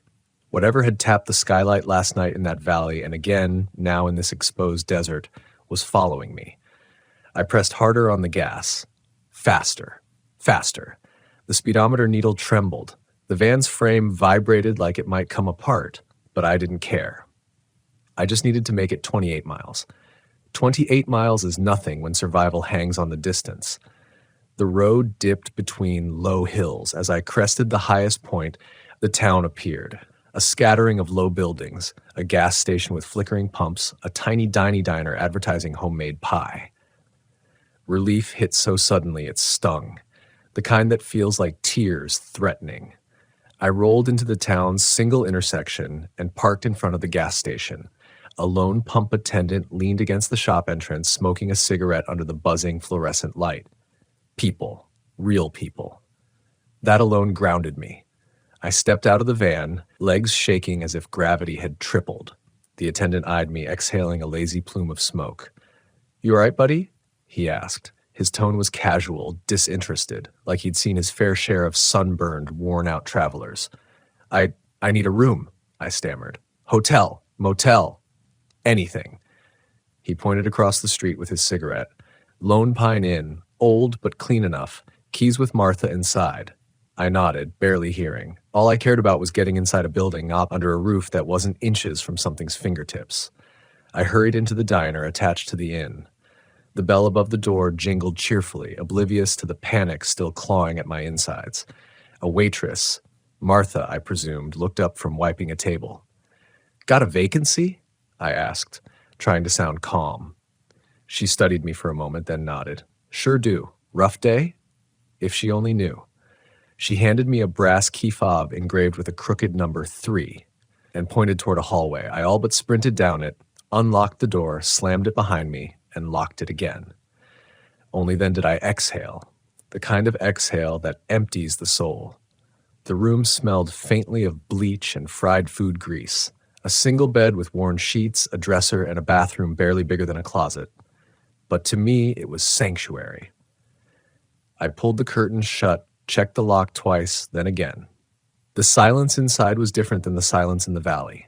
This one held normality, humanity. But safety is a fragile lie. My phone buzzed on the nightstand. Another voicemail. My stomach dropped into my shoes. No number, no missed call, just breathing again. But this time, there was more. Rustling.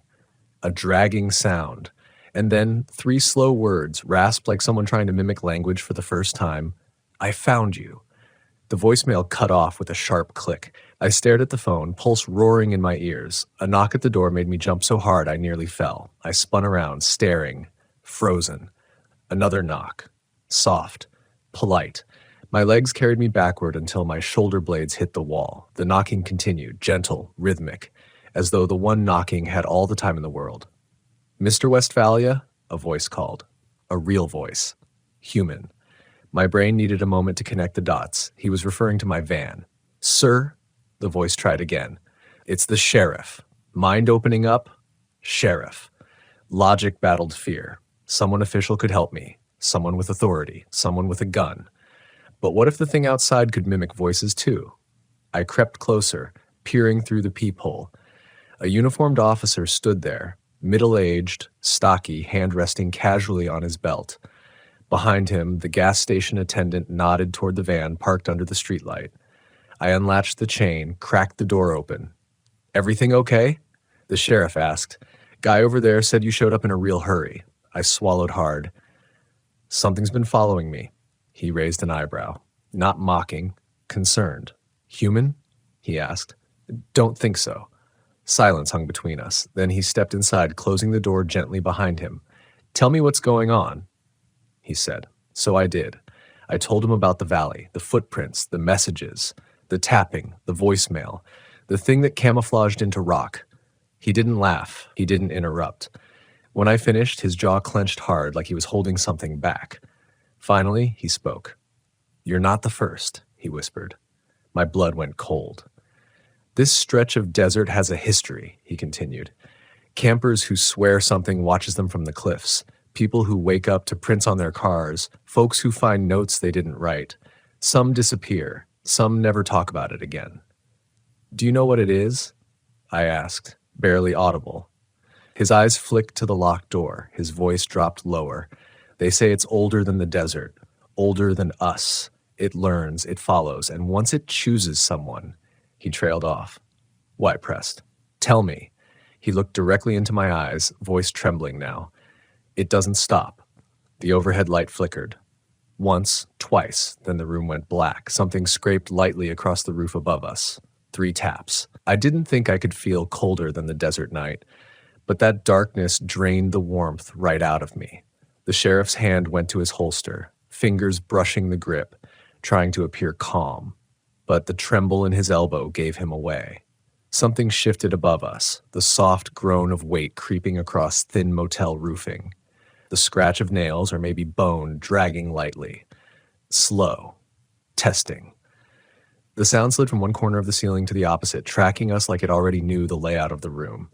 The sheriff took one silent step toward the window, then froze when those same 3 taps landed directly overhead. The exact same cadence, the exact same intent. Tap, tap, tap. I didn't dare breathe. The sheriff drew his gun, keeping the barrel low. He mouthed, "Don't move." But the darkness twisted perception. Every shadow felt alive. Every heartbeat felt too loud. My flashlight app flicked uselessly on my phone. The screen only lit my terrified expression reflected in the black window. Then, from outside, a voice. A voice. Not the sheriff's voice. Not mine. Something. Learning. Mr. Westphalia, hearing my home, my refuge, spoken like that fractured something inside me. The sheriff stiffened, jaw tightening. "Stay behind me," he whispered. But before he could take another step, there came a sudden, heavy thud outside the window, like a body dropping from the roof. Dust rained from the ceiling. The sheriff inhaled sharply, raising the gun higher. The air seemed to thicken, pressing into us, suffocating thought. Then, silence. The sheriff edged toward the peephole, gun aimed ready. I clung back, grounding myself against the dresser to stop my legs from buckling. Every cell in my body screamed for movement. Run, fight, something. But fear welded me still. The sheriff looked through the peephole, and his entire body recoiled. He stumbled back, almost dropping the gun. His breath left him in a single hollow gasp. "What did you see? What did you see?" I begged. He shook his head. Not refusal. Paralyzed denial. It looked like you." A chill like broken ice slid down my spine. "It's trying to copy you," he whispered. Then the peephole darkened, something pressing an eye to the other side. A slow, deliberate inhale fogged the tiny lens. The sheriff fired.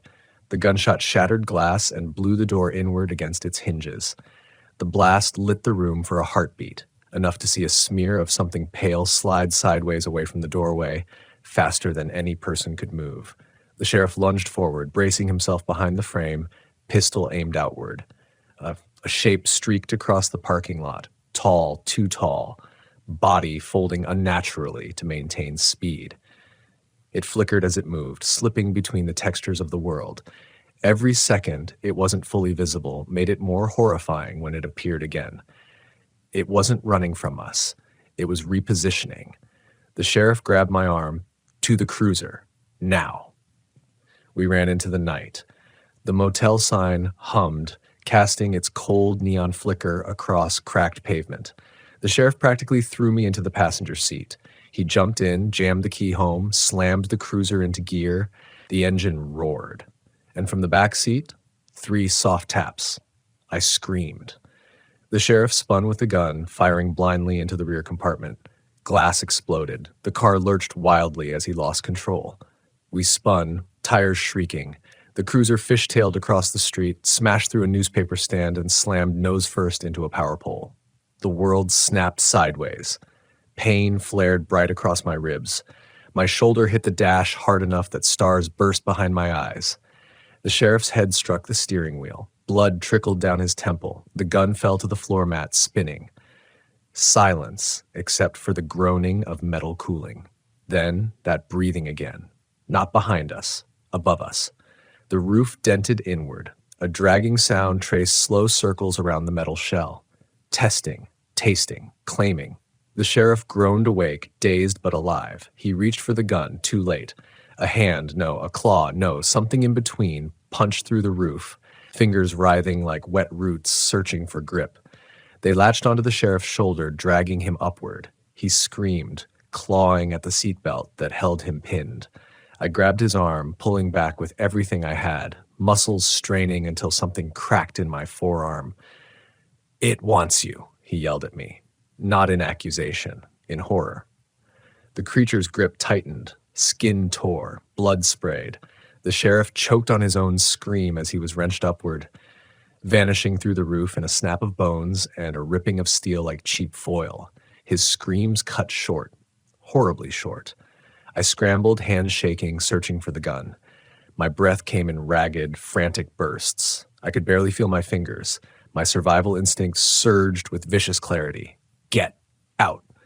I kicked the cracked windshield. Once, twice. The glass gave way on the third hit. I shoved through, crawling across broken shards.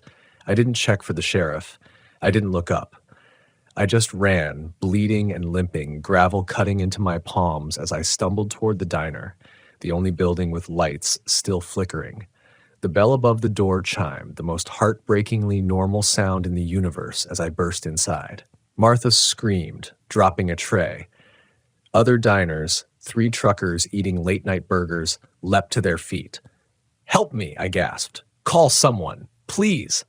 One trucker reached into his jacket, pulling a pocket knife. Another grabbed a heavy glass bottle like a club. "What happened?" Martha demanded, inching toward the counter phone. It took the sheriff," I stammered. "It looks like me. It can look like anyone. The lights flickered again. The room darkened, and the trucker nearest me choked mid-breath. His face went slack, his knife clattered to the floor, echoing through the silence. His eyes weren't looking at me anymore. They were looking behind me. The bell above the door jingled. Slowly, mocking the moment I had entered, I turned. The sheriff stood there, face intact. Uniform perfect, no blood, no injury, no broken roof, just wrong. He smiled with my mouth. His eyes reshaped into an imitation of mine. His shoulders shifted as they reformed, muscle and height adjusting like clay softened by heat. Martha collapsed into a chair, sobbing. The creature took a step closer, movements smoother now than any human should possess, like someone who has practiced wearing skin. It reached a hand out toward me. A familiar voice, now stolen completely, whispered, "Stay." Something inside me snapped, a survival instinct sharper than thought. I grabbed the fallen pocket knife, rushed forward, and plunged it into the creature's shoulder. It didn't bleed. It didn't recoil. It looked down at the blade, jutting from its body with mild curiosity, like a scientist observing a lab rat misunderstanding the experiment. Then it laughed. My laugh, slowly, perfectly. I stumbled back, knees nearly buckling. One of the truckers smashed the bottle into the creature's head. Glass shattered. The creature simply turned and smiled with the trucker's teeth. It learned. It adapted. It evolved with every second, and it was outgrowing us. The lights flickered again, threatening total darkness. The creature's voice shifted, now layered with every person it had ever touched. "You can't run anymore." I bolted toward the door, ignoring the screams, ignoring the chaos behind me. Outside, the night waited, black and endless. My van, my Westphalia, sat under the buzzing streetlight like a beacon, overfamiliar, overimportant. I sprinted toward it. A new message was taped across the driver's door. One word, hours. It wasn't telling me to stay. It was telling me how long I had left. I tore the tape off the door with shaking hands, the adhesive stretching in thin silver filaments before snapping free. Hours. How many? How did it measure time? By distance? By heartbeats? By how long it would take before I stopped running? As I climbed into the driver's seat, an awful thought hit me. I wasn't supposed to survive the diner. The creature had let me escape. It wanted me to keep moving, to exhaust myself, to lead it somewhere. My van headlights flared to life with a twist of the keys, carving twin beams across the empty highway. I peeled out fast enough to fishtail, the back tires screaming a raw protest. The town vanished behind me in seconds, swallowed by darkness like it had never existed. Just endless desert again, the one place I didn't want to be. Every mile that spun beneath the tires felt heavier, like I was sinking deeper into a debt I couldn't see. Fear has a way of stretching silence. It makes every second louder. Even the engine's rumble became a pulse of dread, warning that running was pointless. Running was what it wanted. At mile marker 211, the check engine light blinked on. No, no, no, not now, I whispered, slamming my palm against the dash as if that would persuade the mechanics of fate. The van sputtered, not dying, just forcing hesitation. A cough, a stutter, a reminder, you can't outrun something that doesn't get tired. The metal highway reflector poles whooshed by like silent witnesses, uniform, unmoving. The desert had become a hallway, a funnel, a trap. Then up ahead, lights. A cluster of RVs and trailers lined up in a wide gravel turnout, a makeshift campground, maybe a rally, maybe snowbirds migrating through. The kind of crowd that stayed awake late, drinking beer under awnings with soft music humming. Civilization. Safety. I slowed as I approached. People, yes, 3 older men laughing beside a small campfire, warmth glowing across their jackets. A couple walking their dog, a kid's bicycle leaning against a folding table. Human life, human noise, human light. I parked the van near the back, under a halogen lamp that hummed like a guardian angel with a bad throat. The relief that washed through me nearly knocked me to my knees. I stepped out, letting the cool air sting my lungs, grounding me in a moment where danger felt distant, if only by a whisper. The dog barked once, sharp and alert. Not toward me, toward the shadows beyond the RVs. Its hackles rose. The leash snapped taut as it lunged, but the owner tugged it back, apologizing to me with a nervous smile. Probably coyotes, he said. Probably wasn't comforting anymore. I pushed onward, approaching the circle of men. They paused their conversation, beer cans halfway to lips. You look like you just outran the devil, one of them said, with a chuckle that didn't find humor. I need help, I said. Something is following me. It's not. A scream ripped through the night. The couple with the dog, the leash fell to the ground. The dog bolted into the dark, running from its owners. Not toward something. Away. The halogen lamp above me flickered, buzzing louder, like its glow bending, stretching shadows until they twisted like living things. Panic surged through the scattered campers. The kid from earlier burst out of a fifth-wheel door, tears streaking his face. Mom, it's at the window. A thundering crash slammed from the far side of the campsite, metal crumpling like paper. An RV rolled onto its side, smashing into another. The sound was so enormous it felt like the air itself broke. One of the men drew a handgun and fired blindly into the dark, shouting curses swallowed by wind. Silence fell, the kind of silence that waits before pouncing. The halogen lamp above me flickered out. Blackness swallowed everything. No stars, no shapes, no safe direction, just the pulse of terror and the ringing aftershock of chaos. Then, voices. Not panicked voices, not human screams. Every voice I'd heard since yesterday, layered and overlapping. The sheriff, the truckers, the waitress, the couple, the child, and beneath them all, a slow mimic of my own voice. Hours I turned, desperate to find a sliver of light, a shape, anything real. The lamp sputtered back to life in a seizure of white glow. The campsite was still, too still. Every camper stood frozen, not dead, standing upright, arms loose, heads bowed slightly like they were waiting in line at a bank or a DMV, lifeless, but not collapsed, waiting. The creature wore a new face now, someone I didn't know. It stepped into the light. It was closer than it ever had been before. The shape of a man, but wrong. Its joints bent too smoothly, its skin a patchwork of textures and tones that hadn't quite settled into a final design. Its eyes flickered through colors, green, then brown, then blue, as if trying on each version. One more shift began, but this time I recognized it. It was molding into me again, not just face structure, mannerisms, breathing rhythm, the slope of shoulders shaped by years of sleeping in a van. We became mirrors facing each other. I stepped back, and it matched me exactly, not with a delay, but perfectly synchronized, a warped reflection stepping out of the glass. "You can't run," my own voice said back to me, perfectly matched pitch and fracture. "You brought me with you." "Why me?" I choked out, voice shaking. It tilted its head the same way I do when I don't understand something. "You saw me." The simplest, cruelest truth. "I tried to forget," I whispered. The creature smiled, not a reflection, a decision, but I remembered you. My legs gave out, but I didn't fall. My body locked in place, a puppet waiting for strings. The fear felt different now, less frantic, more resigned. Some part of me understood that this wasn't a chase anymore. This was a reunion. I forced one final question through numb lips. "What are you?" Its eyes stabilized into a single color, an impossible black that didn't reflect light, only devoured it. "I am what you leave behind," it said. "Your fear, your silence, your story." It stepped closer, my breath sinking to its pace without permission. "You choose whether stories become true," it said. Its mouth curled, not into my smile anymore, but into something ancient. "And you chose me."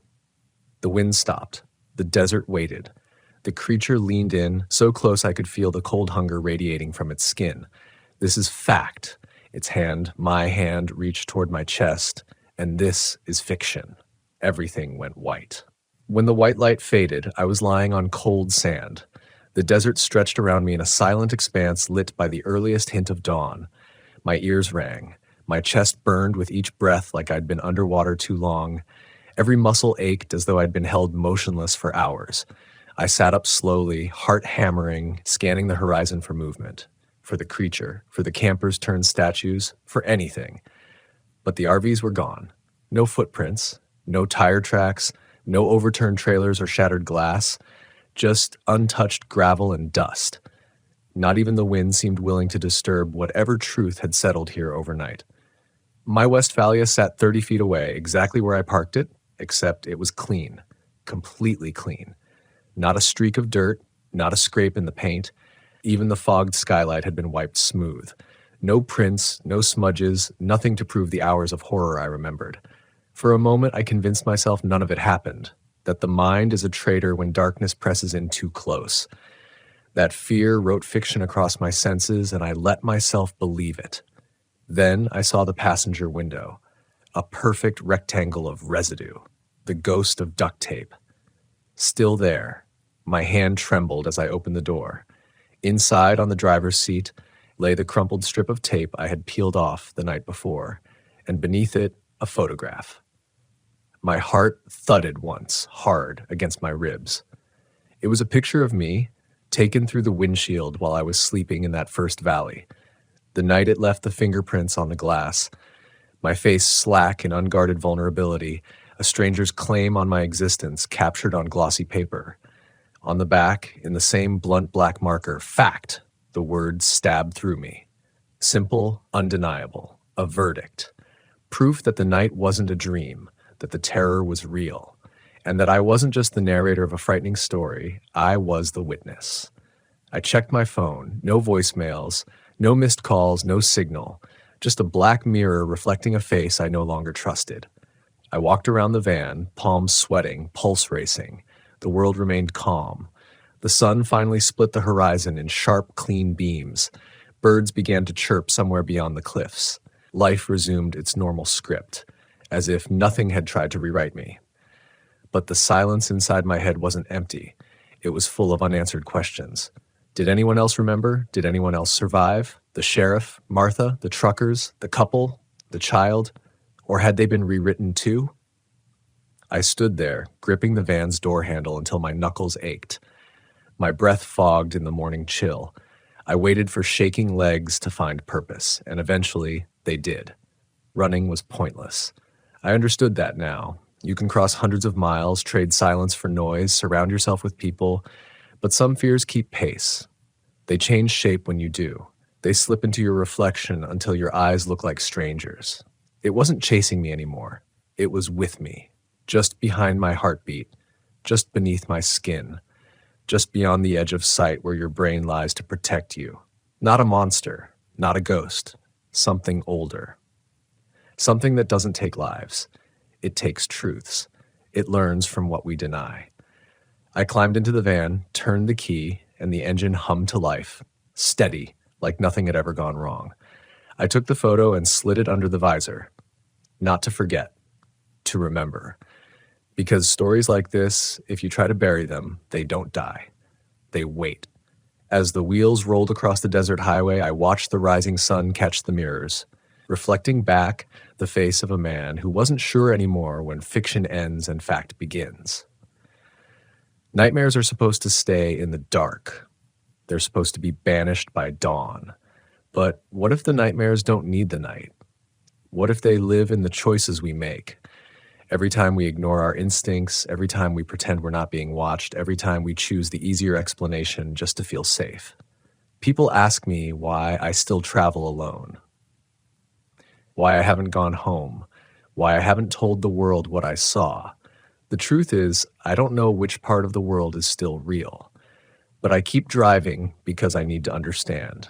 I need to know if fear shapes the story or if the story shapes the fear. I live in this van because moving is the only way I feel alive. Because if I stop long enough, something else might take my place. In a glove compartment full of maps and emptiness lies the biggest question. Did I survive something supernatural?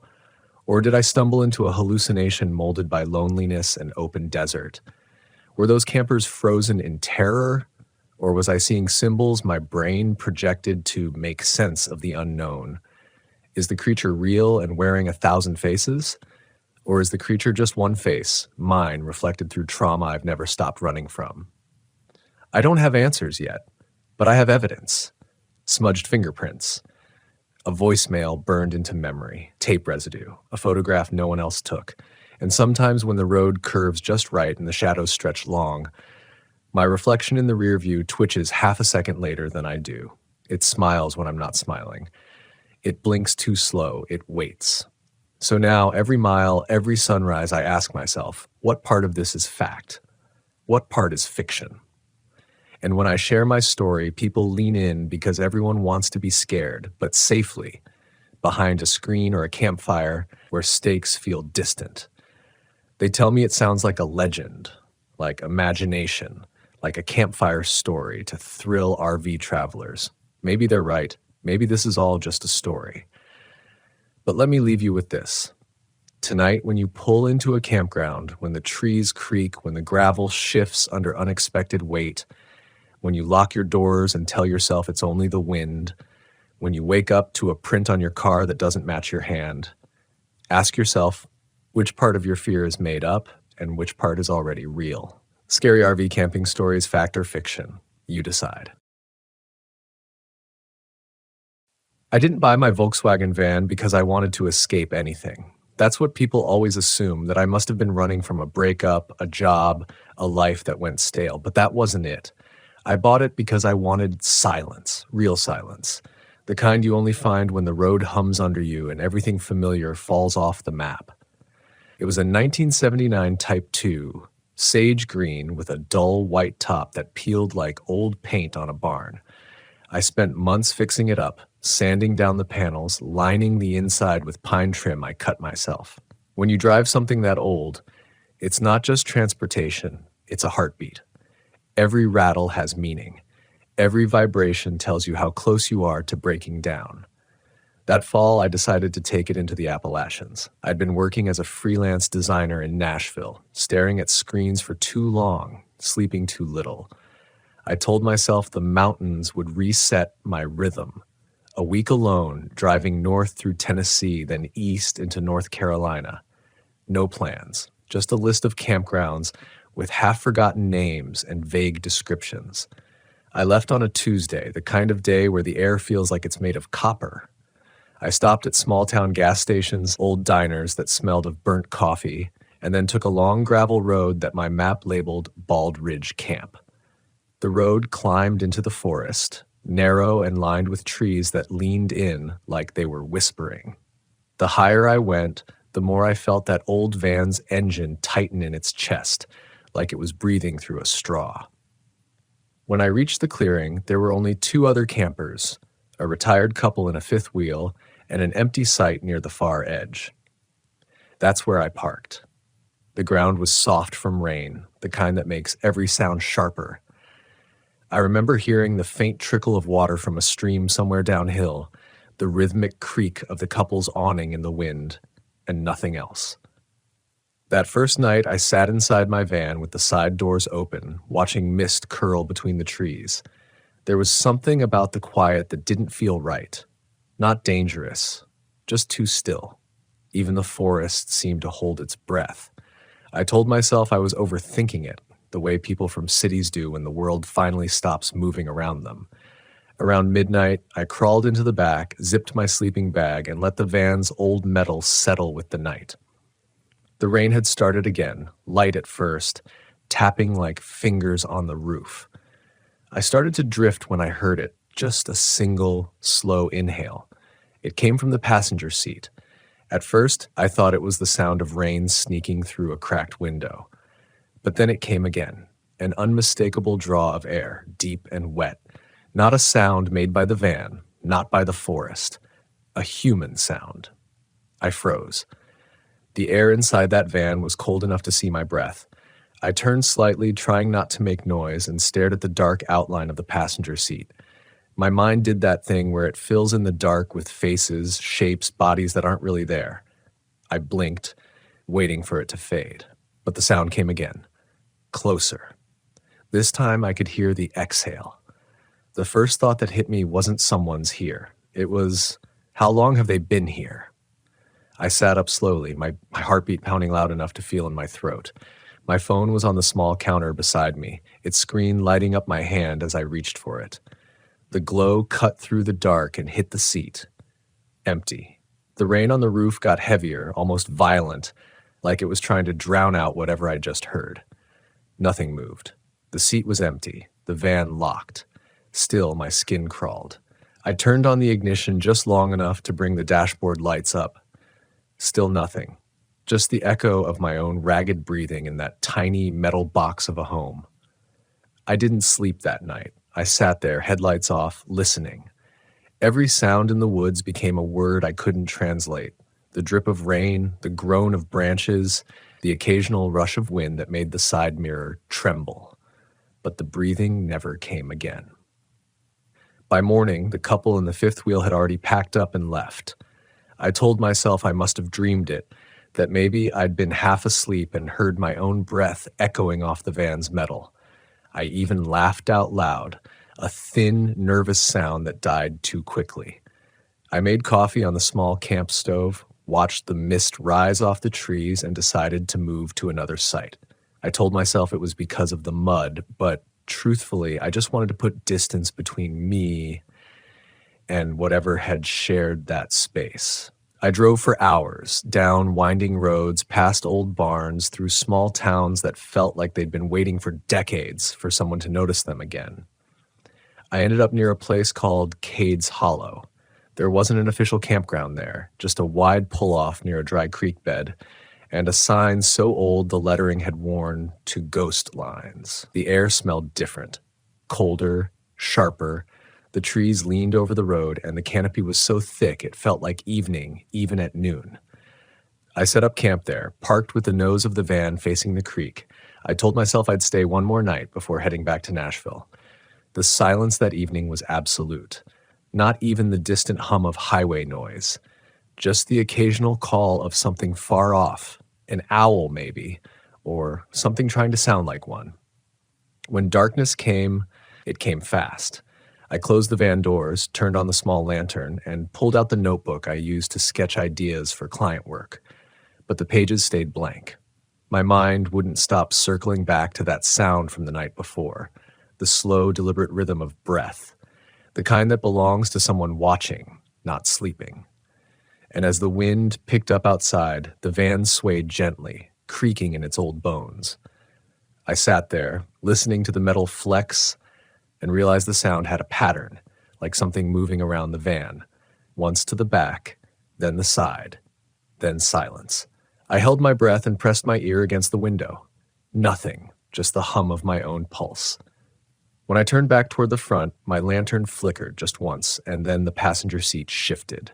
Not by much, just a slow, creaking lean backward, as if someone had finally sat down after a long drive. The sound the seat made was so faint it could have been anything. A soft creak of worn upholstery, the way old metal contracts when the air cools. But in that moment, it didn't matter. My body reacted before my brain could reason it away. Every muscle in me tensed. I sat perfectly still, the lantern flickering in slow, trembling bursts. I could see the edge of the seat from where I sat in the back. Its silhouette hadn't changed, but the weight in the air had. It felt heavier, like the space inside that van had filled with something invisible and cold. I whispered, "Hello?" No answer. Just rain starting up again, soft at first, pattering against the roof like static. I leaned forward, slow, careful, watching my own reflection ripple in the darkened glass. The air smelled faintly metallic, like old coins or blood on steel. When I finally reached forward and touched the seat, it was ice cold. I pulled my hand back fast, the kind of reflex you don't think about. Then I heard it, a tiny pop, the sound of the passenger door's lock clicking up. My breath caught in my throat. The door didn't open, not yet. But I saw the latch tremble like something had brushed it from the inside. I grabbed my flashlight and aimed it at the window. Outside, the rain was thick and silver, trees bent with the wind, leaves flashing like tiny mirrors.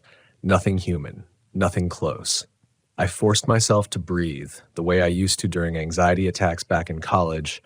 Count in for 4, out for 4, don't give the fear control. But when I turned back toward the seat, the window beside it had fogged over. From the inside. There were no words for the kind of stillness that came next. I stared at that fog, watching it expand, thin, and then bloom again with every invisible exhale. It wasn't mine. I wasn't breathing that way. My chest was locked tight. This was slower, deeper, measured. Someone was breathing in my van. I slammed the flashlight beam across the glass, but there was no shape, no figure, just the fog itself, like a trace of something I couldn't see. That was the moment I stopped thinking. I just acted. I lunged forward, twisted the ignition, and turned the key. The van coughed once, twice, and then roared alive like a beast, waking up angry. I threw it into gear, wheels spinning mud, headlights slicing through the dark. The road was narrow and slick, but I didn't care. I just drove. Every turn felt wrong. Every shadow looked like it was waiting for me. Branches clawed at the windshield, and the rain came down so hard it sounded like static screaming in my ears. I drove until the road widened into a rest area, a single wooden shelter with a map board and a broken soda machine. I pulled in, killed the engine, and just sat there, both hands gripping the wheel until they shook. The fog on the passenger window was gone. The seat was empty, but the air still felt wrong, like the van hadn't fully exhaled whatever had been inside it. I opened the driver's door and stepped out into the rain, gasping like I just surfaced from underwater. My boots sank into the mud. The forest around me stretched out, black and endless. I stood there until my breathing matched the rhythm of the rain, until the van no longer felt like it was watching me. Eventually, I climbed back in. I didn't drive again that night.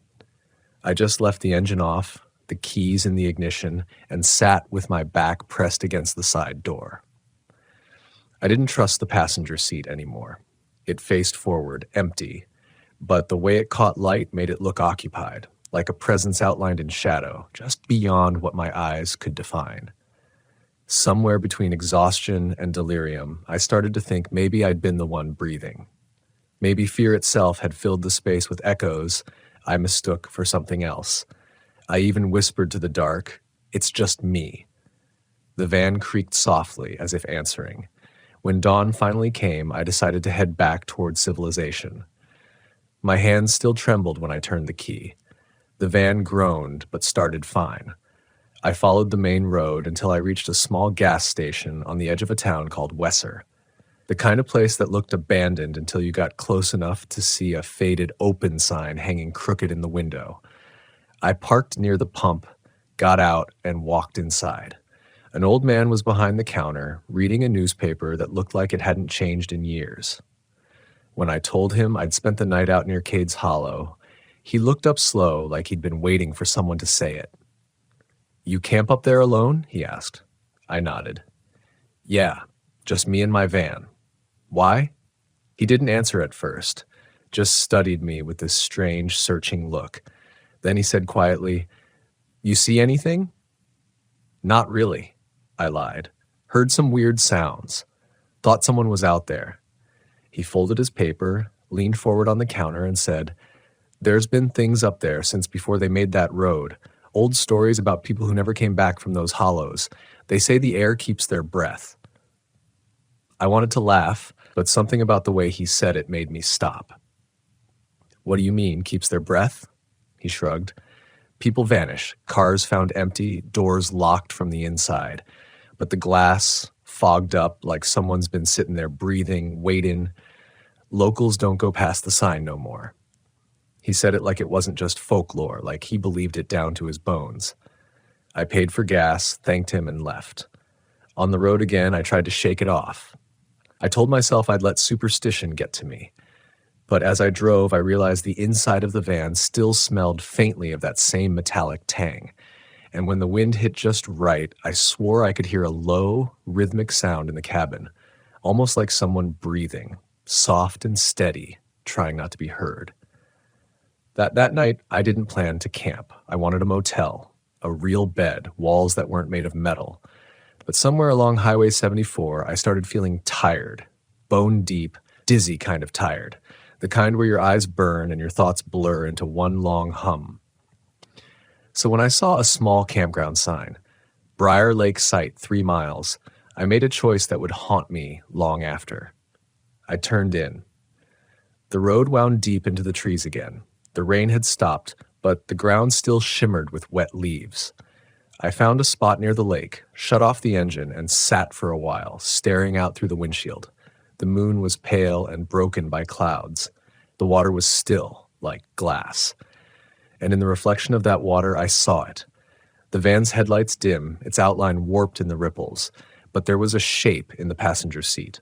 Not clear, just a darker patch inside the glass, as if someone was sitting there looking out beside me.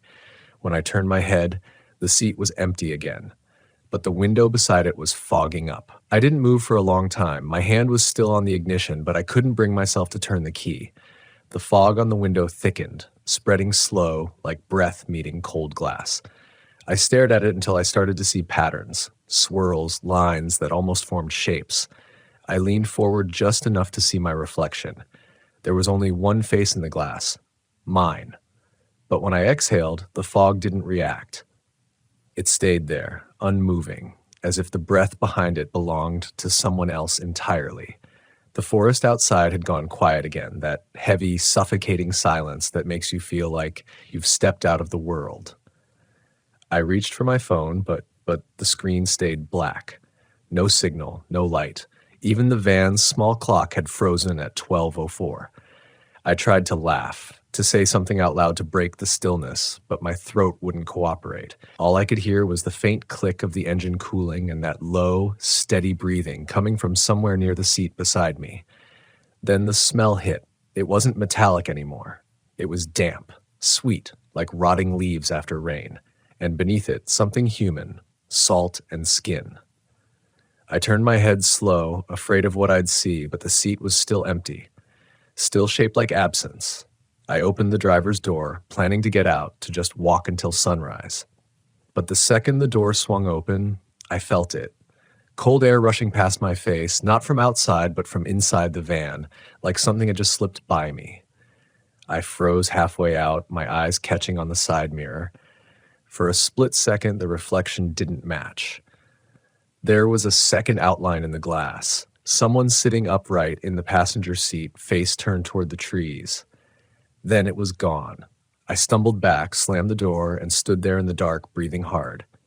My hands were shaking, my legs weak. I could feel the night pressing in, the kind of silence that hums just below hearing. The forest didn't move, but the van did. A small shudder, like someone had shifted their weight inside. I backed away until I felt the trunk of a tree behind me. The lake reflected everything, the trees, the van, me, but in that reflection, the passenger door was open. I turned around fast. It wasn't. It was shut tight. That was when I realized something strange. The fog on the inside of the window wasn't fading. It was growing denser, like the glass itself was sweating. I took a step closer. The fog was warm now, almost pulsing. Then, right there on the glass, something appeared. A handprint. Not clear like from a clean surface, but faint and smeared, the way condensation catches the outline of something pressed there long ago. It lingered, then started to drip, leaving trails that looked like tears. I don't remember deciding to get in the van. Maybe it was instinct, to put myself behind the wheel, to take control of whatever this was. I climbed in, turned the key, and the engine hesitated like it didn't want to start. Then it caught, sputtering to life with a sound that didn't feel mechanical. It felt desperate. Headlights on, high beams cutting through fog. I threw it in drive and tore out of that campground, and tires spitting gravel and leaves. The road twisted in every direction, but I didn't care where it led. I just needed to move. Branches whipped across the windshield. My hands gripped the wheel so hard they hurt. Every time I glanced at the side window, I saw my reflection shift, like someone else's face was layered over mine. Then something moved in my peripheral vision. I didn't dare look, but I could feel it, the faintest sense of presence. The seat beside me creaked softly. I whispered, "Who are you?" No answer. Just that slow inhale again, wet, deliberate. Close enough that I could feel it against my arm. I couldn't tell if I was crying or sweating. My body had gone numb except for the sound of my pulse hammering in my ears. The road narrowed into a single lane bordered by trees. My headlights caught something up ahead, a shape standing right in the middle of the road. I hit the brakes hard, the van sliding on the wet asphalt while coming to a stop just feet away. It looked like a person, or the outline of one, thin, motionless, facing away. I leaned forward, trying to make out details, but the rain distorted everything. I blinked, and it was gone. My headlights illuminated only empty road and fog. I stayed there, engine idling, chest tight, every instinct screaming not to move.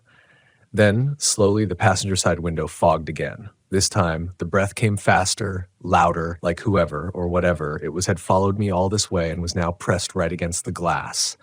And then, softly, I heard words, muffled like they were spoken through water.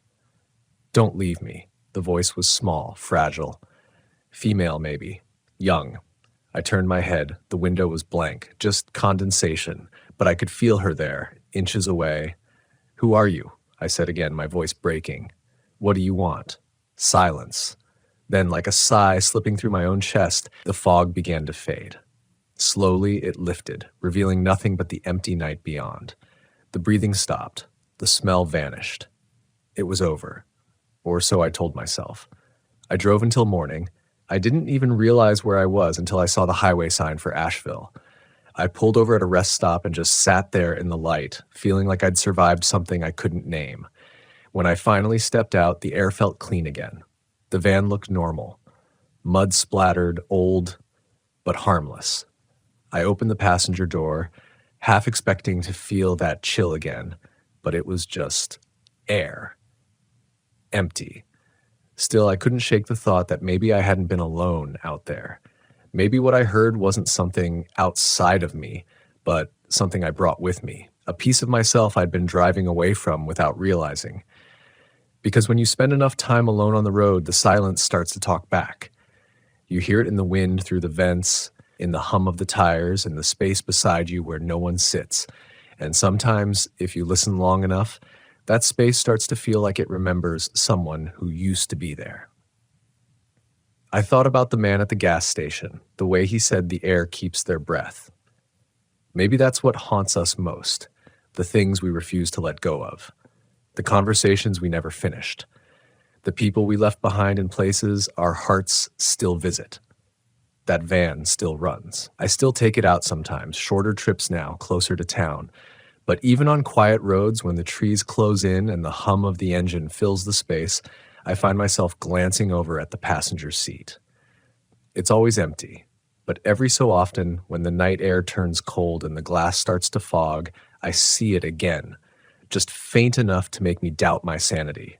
A single breath, then another, like someone remembering how to breathe. And I tell myself it's just the engine, just the temperature, just imagination. But deep down, I know better, because there's always that moment right before the dawn breaks when the world holds perfectly still, and I can swear I hear it again, soft and steady, coming from the seat beside me. Someone's breathing, and they're waiting for me to answer.